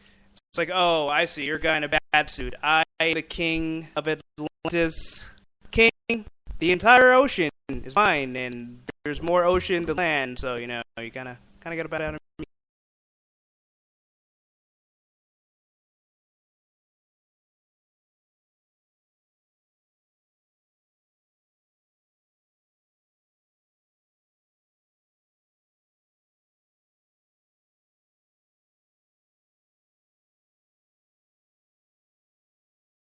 Amazon soldiers. Yeah. I don't know. That's actually, I would actually really want to see that.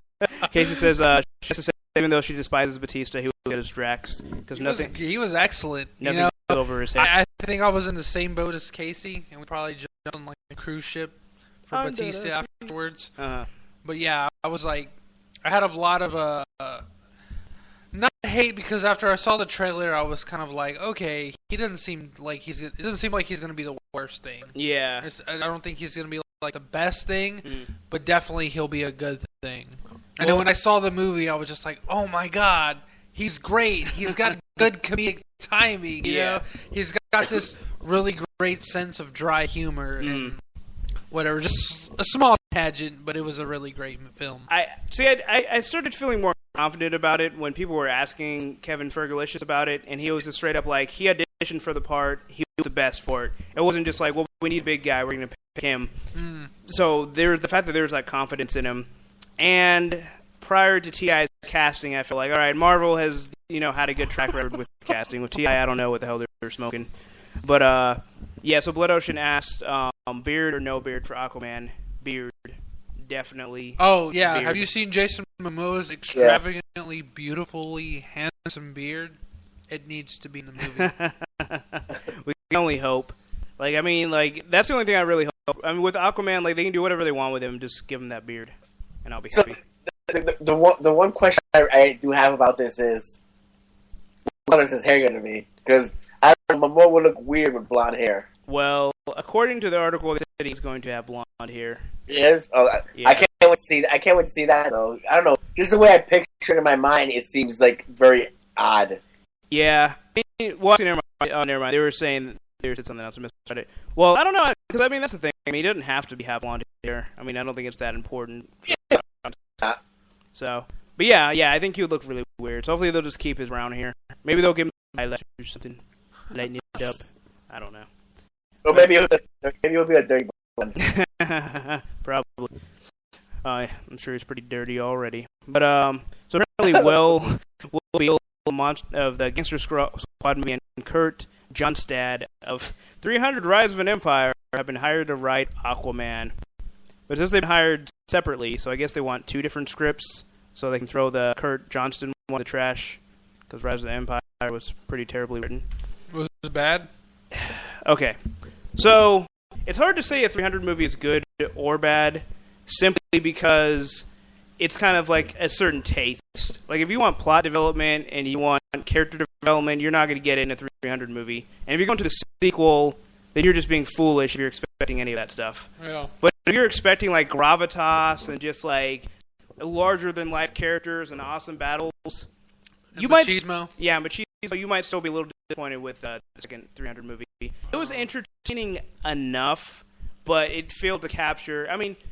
it's Leonidas. Leonidas made that first movie. Yeah. If Leonidas was half the Spartan he was in that movie, it would have been all right, I guess this is okay.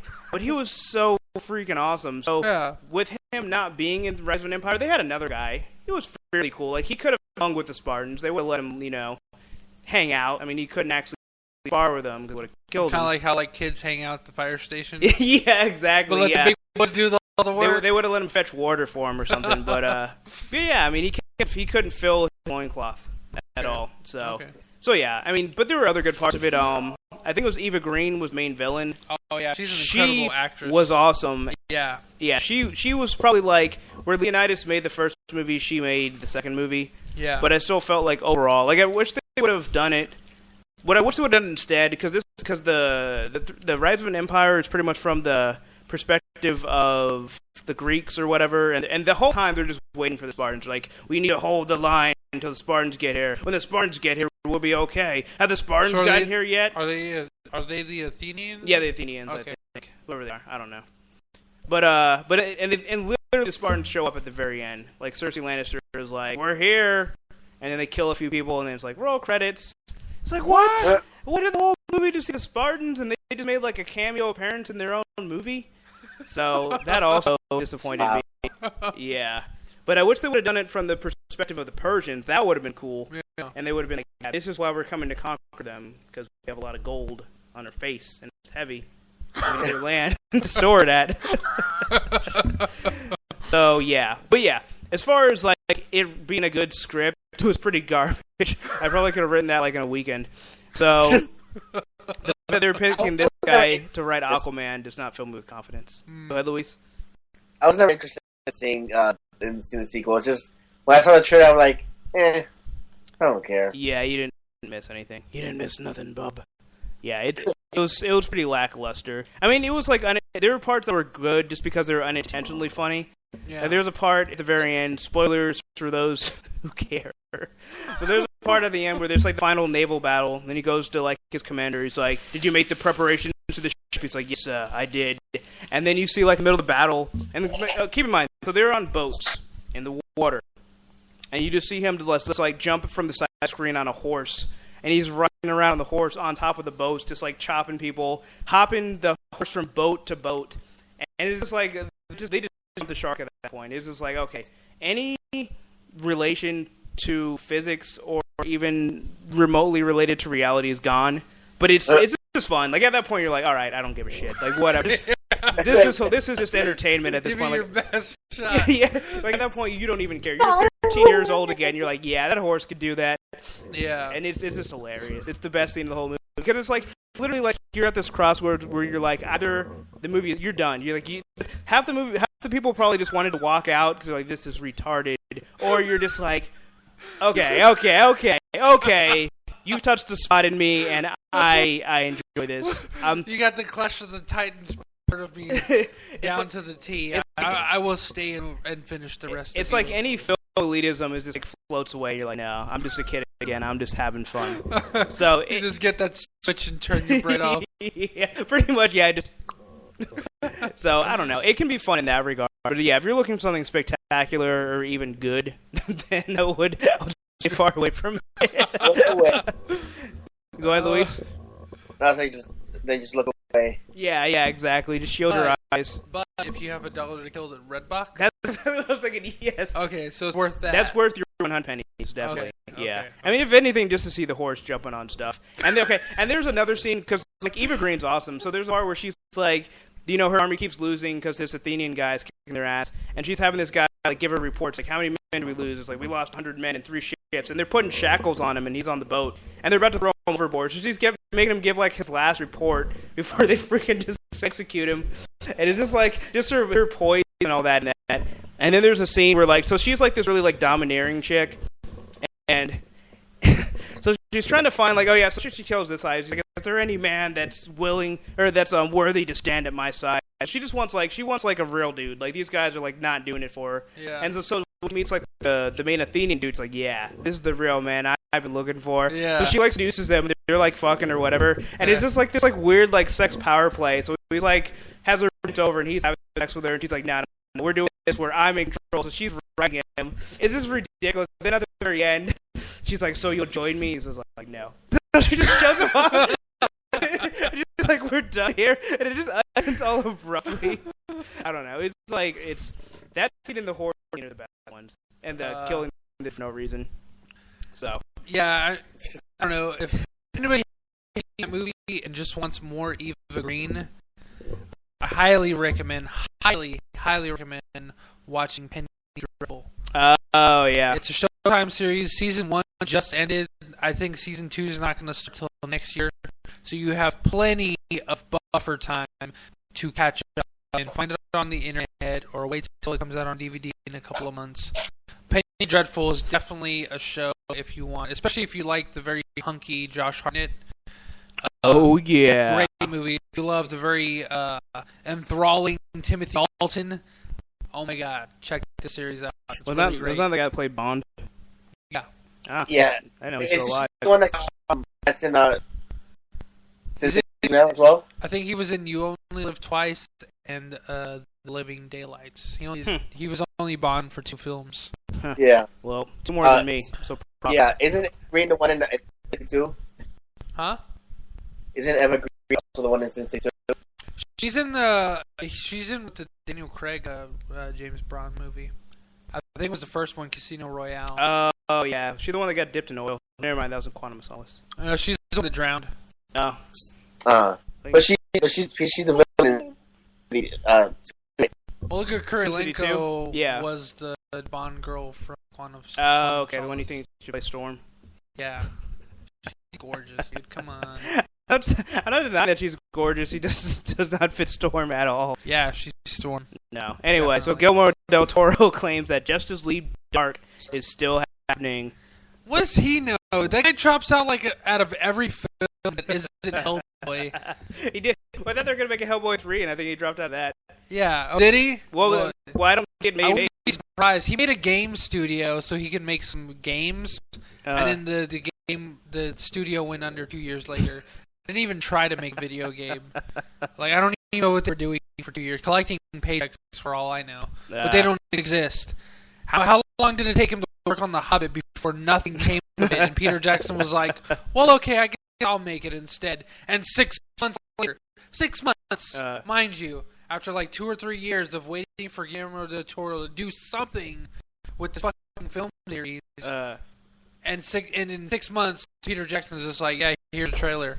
Here's a trailer for the first movie. We're going to have a trailer for the second one in a few months. Which is really just the first one stretched Yeah. out. But by now, like, all the movies are done, and, the third one's on its way later this year. And still no Hellboy 3. Yeah. Yeah, but okay. But basically, he's trying to... I guess he's trying to say, hey, guys, I haven't completely dropped out of this film yet. Just maintain hope. So his lineup for his film is going to be Deadman, Demon, Swamp Thing, Tana, Teen, and the Floor... Is he making all these movies? No, they're all... That's the Justice League that he's making. It's all like those characters to make one League of Justice. I guarantee you dark. he is not going to make this movie. Not because they're going to kick him off, just because, like, oh, well, I decided to go and do another movie, so I'm not going to make this movie. Someone else is. Yeah, I see Pacific Rim 2 coming out before this ever... I see out. Justice League Dark coming out after Justice League 2. Yeah. Yeah. So 2000. Even if it is in the works, there's no way this is coming out before Justice League proper. Yeah. I wonder if it ever does come out. Even if it's like somebody else who does it, I wonder if they'll use the same Constantine. I see Hellboy 3 coming out after Howard the Duck sequel comes out. Yeah, that's very likely, actually. Which will come out after Apple Flight. And Pretty Miles much. Morales presents Ultimate Spider-Man. Which I actually would like to see. Yeah, Gilmore. I don't know. It's just like, I just can't imagine like being a director and like you would think you would just want to do something, you know, just to pass the time. Like, you know what, I'm gonna make this movie. And he's just like, I don't know. I really wonder what he does in his besides. I guess maybe Irving just gets off on telling people like what movies he might make, and then just like being like, nah. Like he just like to troll people. What's just pissed me off with The Hobbit? I know he's done it with a couple of other movies, but I can't think of them right now. But with The Hobbit, he was working on that film for like what 2-3 years, and nothing came of it. He was just like, well, I don't know how to approach this movie, so I quit after like 2 or 3 years. And then Peter Jackson's like, well, okay, I guess I'll take over. Yeah. All reluctant, and then 6 months later, it's like, yeah, here's a trailer. I hope you guys like it, and yeah, it was pretty fucking incredible. I was like, I don't know how to approach. It's like, you did see like Lord of the Rings, and you did read the book. And you did volunteer to make The Hobbit, so. But I mean, it's what the like fuck's your problem? it doesn't seem like it's that complicated of a story to tell. Yeah. Hobbit meets up the wizard. They go to dragon, kill the dragon, or however it ends, and go back to and the then Shire. the 5 armies fight. Yeah, exactly. What? Oh, spoilers! Oh. And then you make up a character, and then you take that shit from Lost and make her be that character. And unnecessary you Lord of make the Rings cameos.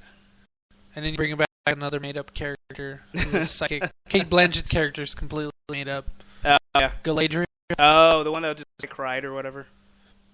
She's like the high elf that's like semi-elf Gandalf. Oh, I see. And played by Kate Blanchett. She's a made-up Bland shit. What is that? What I said? That's what it sounded like you said. Blanchett. Well, Kate Blanchett.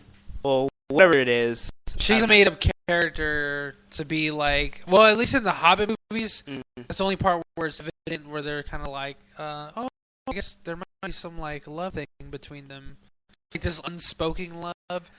You can get hints of it in like the Lord of the Rings. It's more like full gestures. Oh, I see. Whereas, like, by the second film, or I think the first one, I mean, where it's just kind of like, oh, do they have feelings for each other? Do they kind of, like, want a bone? You know, that's the worst part about making up the characters. It's like, they make up more characters that are female, which is great, and then they put them in, like, love situations. Like, is that, like, their, like, what they see as their only purpose? Is, like, do they really have to do that? Can't they just be, like, characters and they're not being a love attachment? Yeah, it's a little ridiculous. And that's like, well, I'm not even trying to rag on women because I don't think this is what that is. But you can have tons of movies with dudes in them, like Judge Dredd or you know, anything like that. And there's completely zero love interest. There's like Bang in there, well, even in Judge Dredd, you know, he tries to bang Sandra Bullock and this weird disparity, cyber sex. Yeah, or not? No, not Judge Dredd. They made good Judge Dredd that came out. Demolition Man is Demolition Man. Yeah, and he's like trying to like copulate with her, and she's like, "Oh yeah, we do everything." He's like, "So good. You guys don't like stick it in each other?" And she's like, "Oh no, we do in vitro fertilization for that kind of stuff." Freeze me again. Fuck this. Yeah. Don't freeze me until sex is again. Yeah, that was like one of the most awkward scenes I ever saw as a kid. Because Awesome. Demolition Man was like, it's an action movie, right? Of course I'm allowed to go see that. To be fair, though, in that context, since he was like he was the one that was like a prisoner, right? Yeah, he was a Frozen. cop, but because because he created so much collateral damage, they're like, you're a danger to society. You're gonna be put in what do you call it? Cryostasis. Cryostasis. So basically, he was a cop in Ferguson, Missouri. No. Well, the way they portrayed Los Angeles instead of Los Angeles. Los Angeles. It's like a GTA thing, Los Santos. Yeah, it was pretty much hell on earth. Yeah. And Wesley Snipes pretty much destroyed the majority of it. Just like his bank account. Yeah. But anyway, I was going to say, in that situation, at least it contextually makes sense. Because he's been frozen. And just like the whole like stereotypical thing, when a dude gets out of prison, what's the first thing he wants to do? He wants to get his dick wet. Yeah, what's it? Well, and it's probably wet from the defrosting and the cryo freeze. So it makes sense that that's what he would be trying to go there for. But yeah, and Lord of the Rings and The Hobbit, or The Hobbit, I guess, it just seems out of place. It's like, do we really need a love triangle? You don't, be a badass? And that's the whole thing with, even with Freckles. Yeah, What's her name? Evangeline Lilly. Yeah, with her character and the guy from Being Human. Yeah. I think he plays Killy. Yeah, I think so. Yeah, the Hobbit. Killy or Philly? Yeah, he's one of the dwarves. Philly. Yeah, they develop a love relationship more or less by the second film, and it's just like, really? And that was her whole thing. Is I want to do this movie, but I don't want to be put in a love triangle. And that's exactly what happens between Billy and Legolas. And the worst part about it is, like, she already had been done filming. She's like, all right, I'm good. And, like, she probably came home and just like, whew, I got this project. No love triangle. And then, yeah. So we're going to need you to reshoot some love triangle scenes. Yeah. I don't know. Just like a lot of cases, it just seems like there's more like harkening on women to fill in those love roles. It's like, this movie doesn't require that. Yeah. You know? And you're making a completely made up character to make this completely made up love triangle.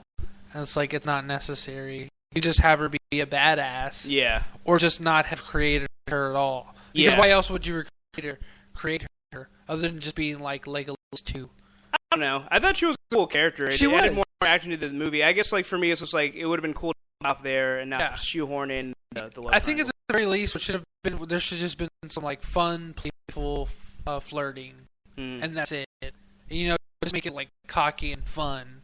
They didn't. They made it like full on, like, oh my god, we're gonna fall in love with each other by the time this dragon dies. Well, that's the thing that I hated the most. Is it made like it ruined a perfect opportunity to where the elves, because the elves hate the dwarves. Like, there's this whole like race thing between them. It's more like the dwarves hate the high elves. Well, the dwarves hate all elves. Yeah. But then there's the high elves and there's the wood elves. Yeah. Legolas is the wood elf. Yeah.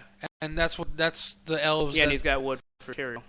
Yeah. Well, the wood elves is what the by the time the second movie ends is what the movie rolls around is the wood elves. Yeah. The high elves is I forget his name. I was just Smith. They're high elves. Yeah. They're more like they're very benevolent people and they're very welcoming. Yeah. And when what's his name the soon-to-be king of the dwarves, whenever they take over the Lonely Mountain, he's being really hostile with Mr. Smith. Yeah. I forget his fucking name is in the movie, and I know it's something simple. I just can't remember it. But yeah, he's just being really nice and benevolent and helping them out, and he's just being as helpful. In the whole movie, he's just being very, very helpful. And the dwarves are the ones that are treating him badly. Wood elves, those are the real jerks. Yeah.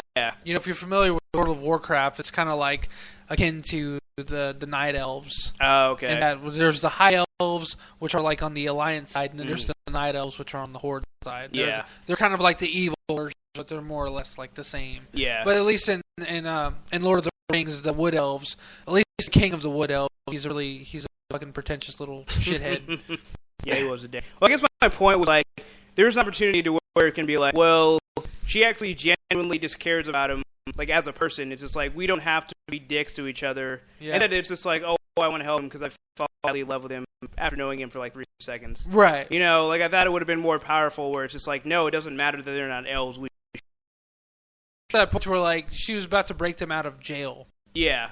And barely even knew them. Like, oh, well, he's a handsome dwarf. Yeah, and it just, I don't know. Who played a handsome vampire on a British television show. Yeah, I just feel like it undermines her character. But anyway, another Guillermo del Toro news. So this game might not even come out, but from Newswire, there will be a new Silent Hill coming out, directed by Hideo Kojima and Guillermo del Toro. So you already got this odd pairing that you never would expect. I mean, first of all, you got a movie director working with a video game director, and that's just crazy. That's like peanut butter and chocolate.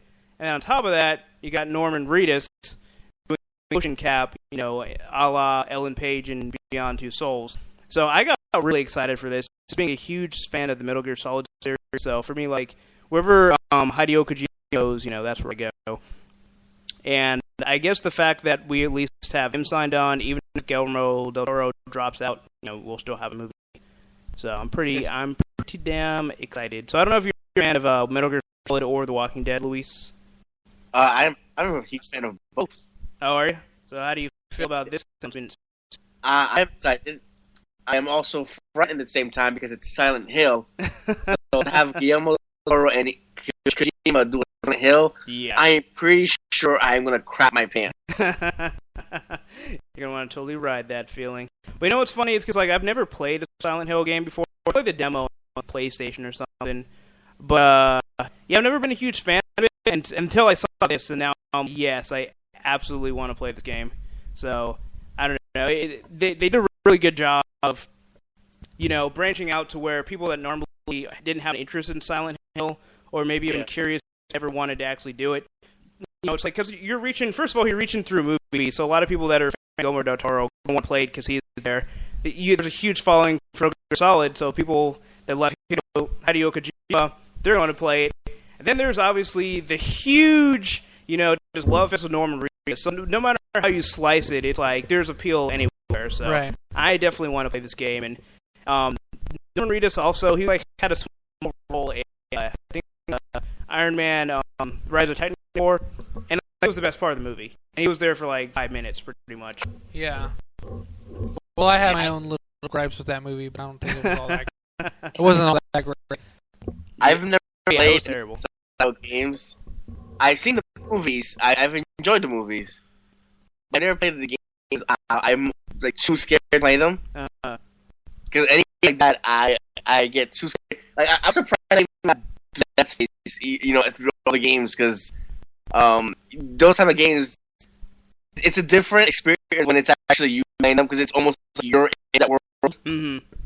So in games like that, I usually stay away from because I literally scare the crap out of me.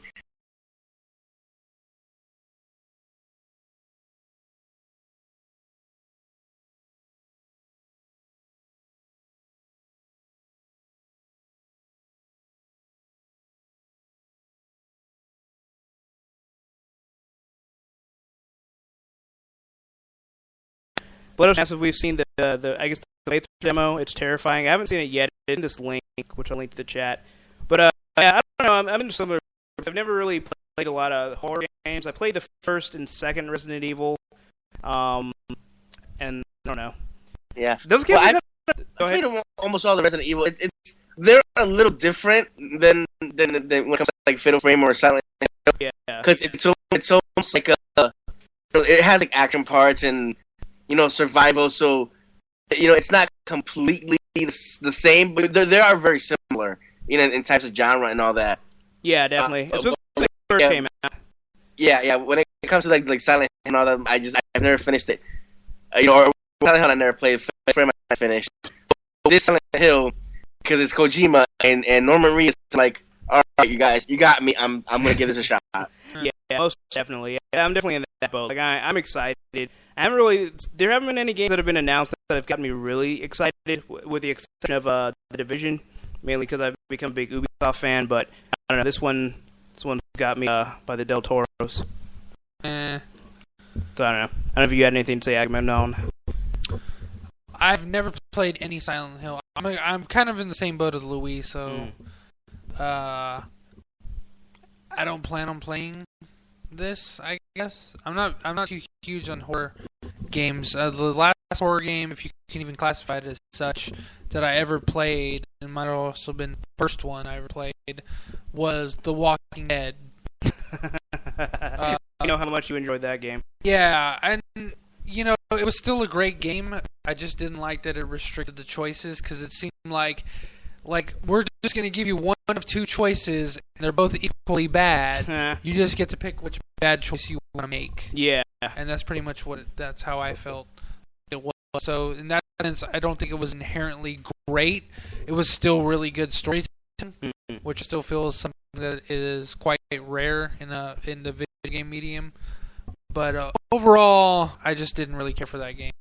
Yeah. And Silent Hill, anybody who's a fan of those games, I don't take anything away from it. It's just I've never played it, and I have no interest in really playing it. So not even Norman Reedus could woo me into playing this franchise. Well, I do have two things as a rebuttal. Man, really tough critic. What? No, I was like, Jay's a tough critic. Yeah. Well, Jay's the critic. Just like most film critics watch the movie and then criticize. Jay's like the anti-film critic, where he's like, I'm going to watch the trailer and tell you how good the movie is. But just as far as the comment, like, games need to have better storytelling. I challenge you to play Last of Us and play BioShock Infinite. And then you'll get some good storytelling in a video game. So that's how I had to add that. So in semi-sad news, so apparently they were going to remake the original Metal Gear. This is before Metal Gear Solid. This was like Nintendo era. The Twin Snakes? No, before that. Oh. Twin Snakes is... Oh, Metal Gear. Yeah, Twin Snakes is the GameCube and I guess whatever system it was on, remake of PlayStation 1. GameCube. Yeah. Yeah. But then Metal Gear was like the old school, like over the head, like yeah, it was on Game Boy, I think, wasn't it? It was on Game Boy and it was on Nintendo and like one of those other older systems. You sure? I guarantee it was on Nintendo. Yeah, he's right. Yeah. Well, I thought it was just on Game Boy. Nah, that ain't it. Whatever. That was probably like more of like a newer version anyway. You thought wrong. Well, I know those preceded the Solid series. Oh yeah. The Solid series came way later. Yeah. But yeah, the thing that bummed me out. So apparently they were gonna make a remake of it. Konami had given it, it's okay, like sure you guys can do it. And David Hayter was actually gonna be a part of it, so it was gonna be like for sure like a real like remake. Yeah. And all of a sudden they're like, yeah, well, it turns out they're not gonna be able to do it. Oh, and also on top of that, they had some developers that worked on Infamous and Gears of War. So it's not just like they find a few dudes off Craigslist, hey, make this game. Like, it's people that have experience in the industry. So, make game and I'll give you a good time. I make that for people all the time. What are you talking about? My wrist is kind of sore, though. But anyway, I don't know. I was so bummed because I didn't even know they were making a remake. So the first news I find out is that the remake's been called off. I was just like, no. Like, just to have more David Hayter as Snake, like that reason alone is reason to do the remake. It's like the David Hayter I find is somewhat of the video game equivalent to Kevin Conroy. Kevin Conroy. Yeah, that's exactly how I feel. Read my mind. Yeah. He's more than just a man. But yeah, I don't know. So I really hope that they reconsider the remake and it will be back on. I mean, they give some pretty strict protocols because I understand you can only do it for free, you can't make profit on it. But they even said you can't even take donations. So these guys pretty much can work on their weekends or whatever to try and make this game. So, but I guess they could come to terms. Maybe they're like, yeah, can we at least get donations to make this we can not start to death? Yeah. So I don't know, but I'm just really hoping that somehow something will pop up and they're like, no, they reconsidered, they can make it. Yeah. But I'm not holding my breath. But, I don't know. We'll see. This kind of disappoints me in a sense. I mean, I'm not too big on the Metal Gear franchise, but I'm always excited when a game comes out. Yeah. I'm glad that it's one of those series that just keeps going because the stories are just so fun. But I kind of equated it to Mega Man Universe game that was supposed to be one of the most epic Mega Man games to come out because you could play as Ryu. There was going to be a bunch of other Capcom characters. Oh, yeah. They were going to be little chibi Mega Man size you could use within the game. Yeah. I think Dante was going to be another one. And, it was a year into development, and then it just completely scrapped it. We're never going to see this game. This is never going to see the light of day. Yeah. And I was so disappointed because if you maybe I can post a trailer here later, but the trailer just looks so much fun. Oh yeah, it just looks such a great game. Dude, I haven't been this excited for games since Mega Man X. Yeah, and I was so excited for it. And all of a sudden, 6 months later they cancel it, and I'm just like, this is bullshit. I think wasn't that the time when Capcom just went through and just murdered every Mega Man game? Yeah, because we're working on at least 2, but I want to say 3 Mega Man games. Yeah. And they just completely axed all of them within a matter of months. Yeah, Mega Man Legends 3, which I was excited for. Yeah. And it was nope, never mind. I was like, you bastards. Yeah. I've been waiting for over 10 years for this. You guys give me hope and you take it away. That is the Capcom motto, pretty much. I don't know, remember we had mentioned, I don't remember if it was on this podcast or on Save File Corrupted, but that Capcom might be bankrupt or auctioning off their company. I hope so, because I want a company that actually cares about its properties to make these games instead of, I don't know, I feel like Capcom takes for granted what they have in their arsenal, and all they care about is Resident Evil and, what's the other one, Dead Rising, which, fine, those games are fine, but you do have other games that you can actually, make. So much for that. But anyway, so we have one final topic, which is actually a follow-up on a previous topic. I believe it was when Kevin was here, one of those days. And it is Ice-T recording for Dungeons and Dragons. Oh, that was back in April, I think it was. Yeah, so it's much in the making, not unlike Sin City 2. Yeah. And the whole time I thought it was only Ice-T, but apparently they have a pretty pretty stellar celebrity cast. They have Weird Al Yankovic, which Agnon loves and adores. By the way, number 1 on the Billboard for his newest album, Mandatory Fun. Whoop whoop. We have Felicia Day from the show Felicia Day's from. The Guild. Yeah, the Guild. Yes. And host of Geek and Sundry. The Guild of Thieves. And they got Michael Chiklis from The Shield. And he also probably doesn't like to tell people from Fantastic Four is the thing. The Commish. The Commish. I've never seen The Commish, but I hear good things about it. So I just want to play the Ice-T writing. So if Agamemnon can cue that up, send it to him. Oh, yeah, my Facebook is not pulling up. I won't be able to do it. Well, then pull it up from the chat. Come blink it in chat. Yeah, I don't know. My computer's been acting really funky lately. Well, in the meantime, in case this WWE 15 got me excited, the graphics are so smooth. To me, to date, the game has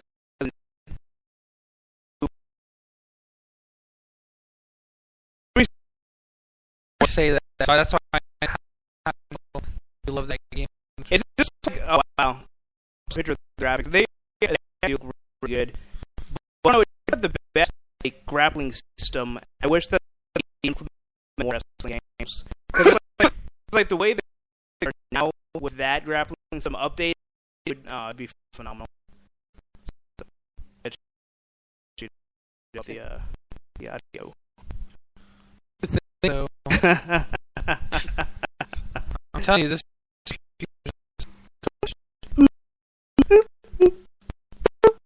requesting. While we're waiting, so it was they're excited for.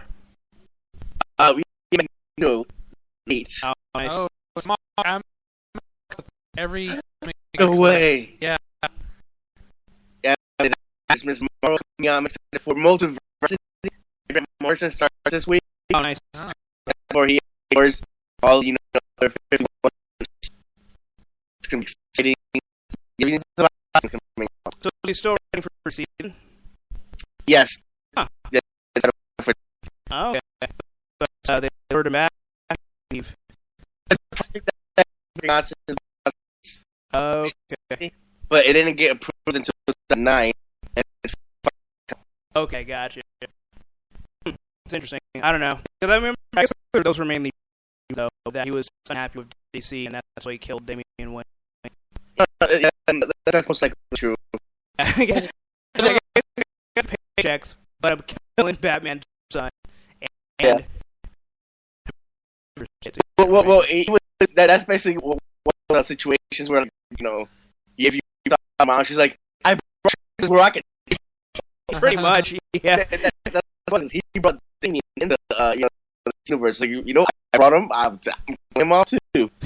He's Damian Wayne before, and he's down at him. He's like, "This is really hard for me to do since you are my son." And he punches a nice heart. I think it was like some random film or something. Was it like the Joker? I don't remember, but yeah. But anyway, Ivan now has here and all his.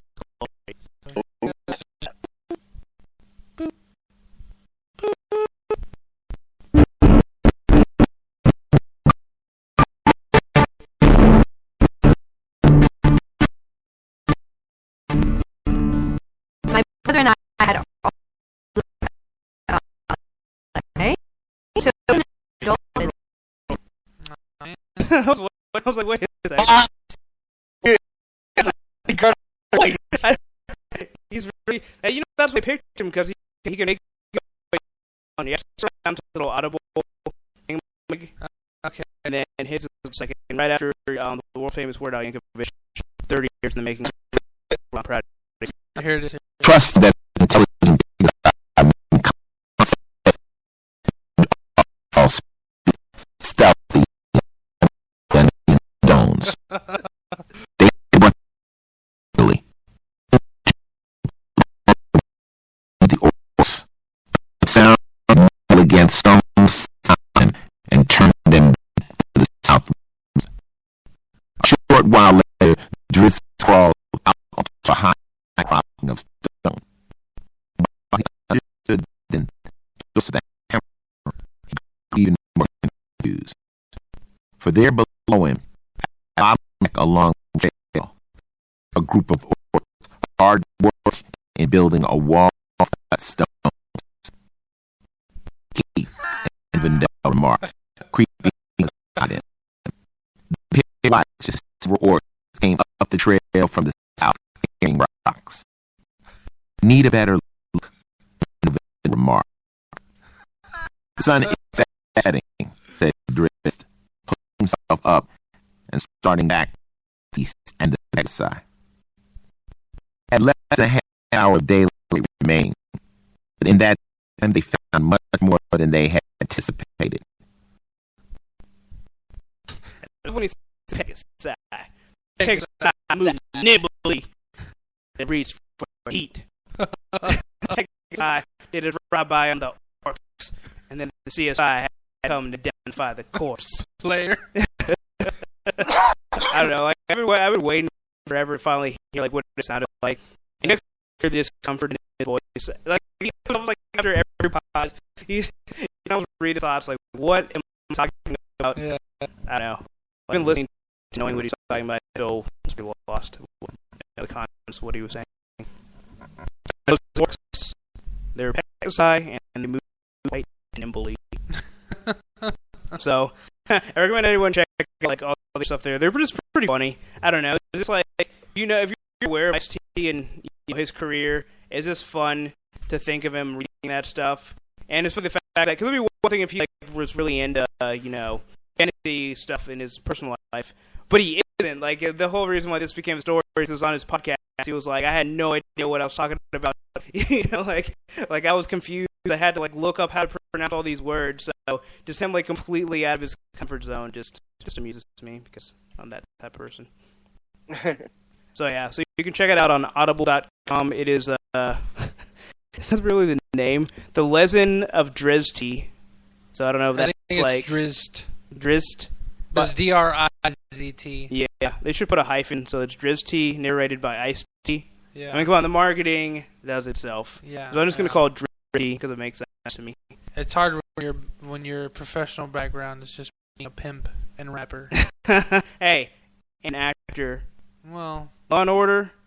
yeah. Yeah, he's still debatable. He's but still okay. officially an actor. He's been on that show for a few good seasons. He's part of the Screen Actors Guild. Yeah, see there. He Okay. has credit. He's not uncredited as a zombie like the would-be assassin to the president. He actually has street cred, and he moves smoothly on it. Fair enough. Go ahead. Uncredited detective. Yeah, that would be hilarious. Uncredited pimp rapper moving swiftly. But yeah, so that's pretty much all we have for today's episode. So you want to tell people about the comic bubble? Well, yeah, we're back to the news. It's I will be recording on Friday night, same time, 9 p.m. Eastern, 8 p.m. Central, covering all the news that I haven't been doing for the last few weeks because, all these special things that's been going on. So there's all that. There's a Flash thing on the show that I've got coming up. I'm saving for Friday, just to tease you guys. Ooh, I like to be teased. Yes, and I do have, but there is one thing that I will link to because it's probably, I don't know, maybe one of the greatest gifts I've ever seen. Nice. And I have to share it with the world. And it's right there in the chat for everybody. Share, like. Also, if you did last week's episode, oh wow. Oh my god. Freaking, Loki dancing. Oh, it's all. I didn't realize it. but yeah, be sure to check out reality.com to listen to the Comic Bubble quiz show. It was hilarious. Once again, you can hear myself, Agamemnon, Ice, Kelly Nova, Ace Nova, Peter, and Ryan. Remember his name one of these days. And what's that? Nothing. Poor guy don't remember. Well, He's what I was like. He was the one that was more vocal out of anybody. Oh, that one was Ryan. Was Peter the one with kind of the really low, deep voice? Oh, okay. Yeah, Ryan had really good energy. He was. Yeah, I think he was actually probably the standout with knowing all the answers. Next to Casey, who also vocally featured on the episode, assisted me with some answers. And yeah, she was definitely I guess you could say the dark horse in the tournament, even though she wasn't an official entry. But next time she will be. And we'll speaking of which, go ahead. Speaking of which, Casey, I'm asking you right now. In the future, I would love to have you on Comic Bubble because of your great knowledge you have of comics that even these guys didn't even know the answer to. And you were putting them to shame. So in the future, we have to work that out. I will absolutely do a show way earlier for me, like 3 o'clock, 4 o'clock my time. I don't care what time, as long as it works for you. Because you obviously know your stuff. These guys didn't really. Oh. Ouch. Oh. I believe we got the very first question of the contest. You want to re-listen? Yeah, and, I'm sorry. Who won the game? Was it you? Oh, please. Because we didn't want it to seem like it was biased. Because you are deciding, and if we won, conflict of interest. yeah, exactly. We wanted to recuse ourselves. Sure. From winning. Recuse. Can't even bullshit, right? No. We want people to think that you were biased, so we let them get a few more points, and we wanted to raise their self-esteem. Yeah. And Yeah. I got sure. a headache on purpose. yeah. Whatever helps you sleep at night. I don't sleep. I wait. Oh, and of course, next week is Comic Bubble's 25th episode. Yeah. Where we record live on Tuesday. Yeah. And 26. And I do have one thing. This is going to be my last fully attentive podcast podcast for a while at least. Say it so. I'm going to be on next week's podcast. Definitely not going to be on that one because my second son will be born that morning. Yay. The infamous the second son. Daddy. Ha ha ha ha. Very funny. Instead, next week it'll be Prometheus and Ice, joined by Kelly and Ace Nova. So make sure you guys tune in next week for that. I'll be in the chat room, comfort of my wife's hospital bed, and I'll be chatting it up with you guys in the chat room, of course. But I will be the next couple of weeks. It's just going to be really hard for me to be as attentive as I am, even like on today's podcast or the past few podcasts. So with that said, if anybody in the chat or anybody listening to in hindsight want to be a guest podcaster, please let us know. We'll give you guys a link to the Google Docs, and you can sign up for. There's a few available dates. I don't know what the dates are exactly. They're still available, but there's a couple of days that go all the way towards the last week of October. I think the 27th is the last day. So I know people like Blood Ocean, Kelly and Ace, even Rich from My Take Radio. Please check him out every Thursday night here on Mixlr. Dude is good. He's a genius.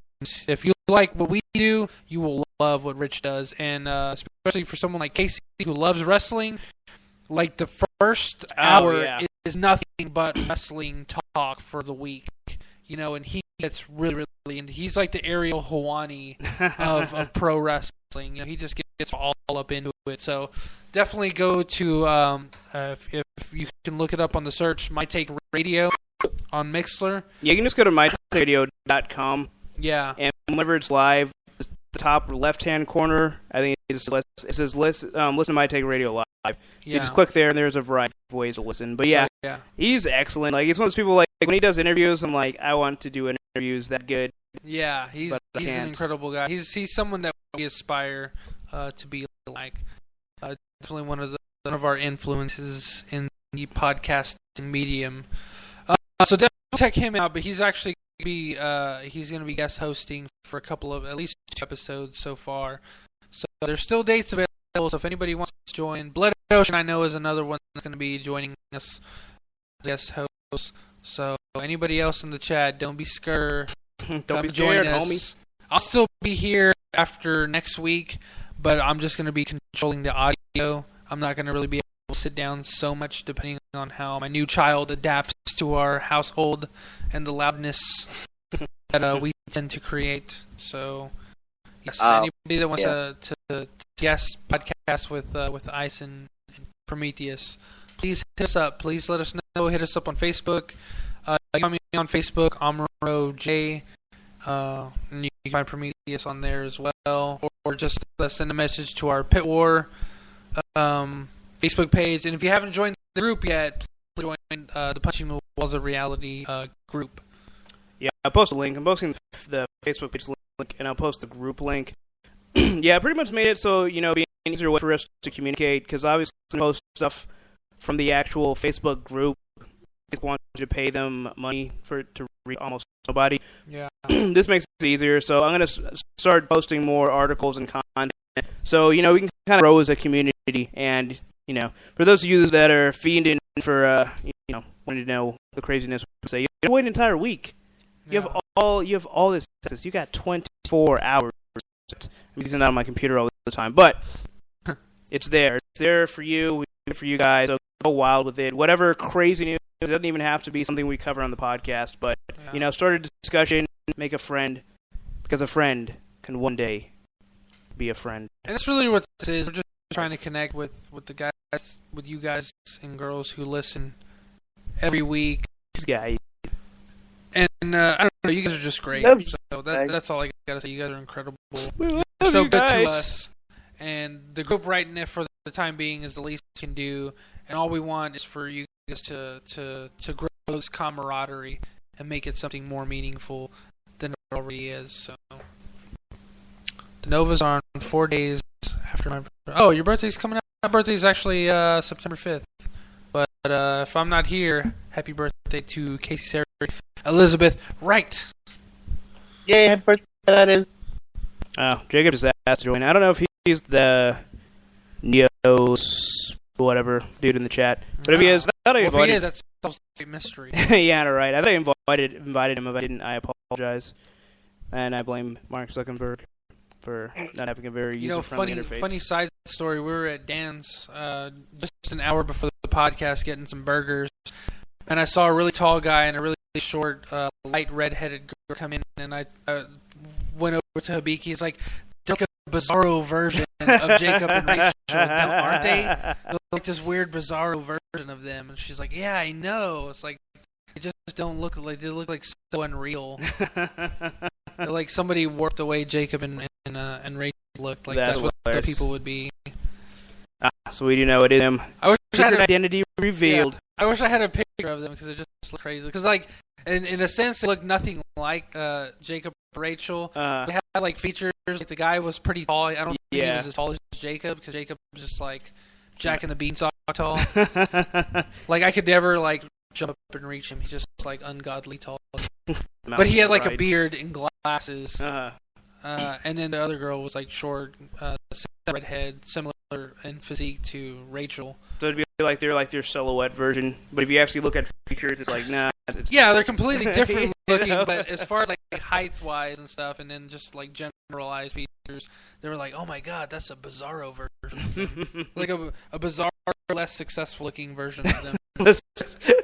they're like the hobo version.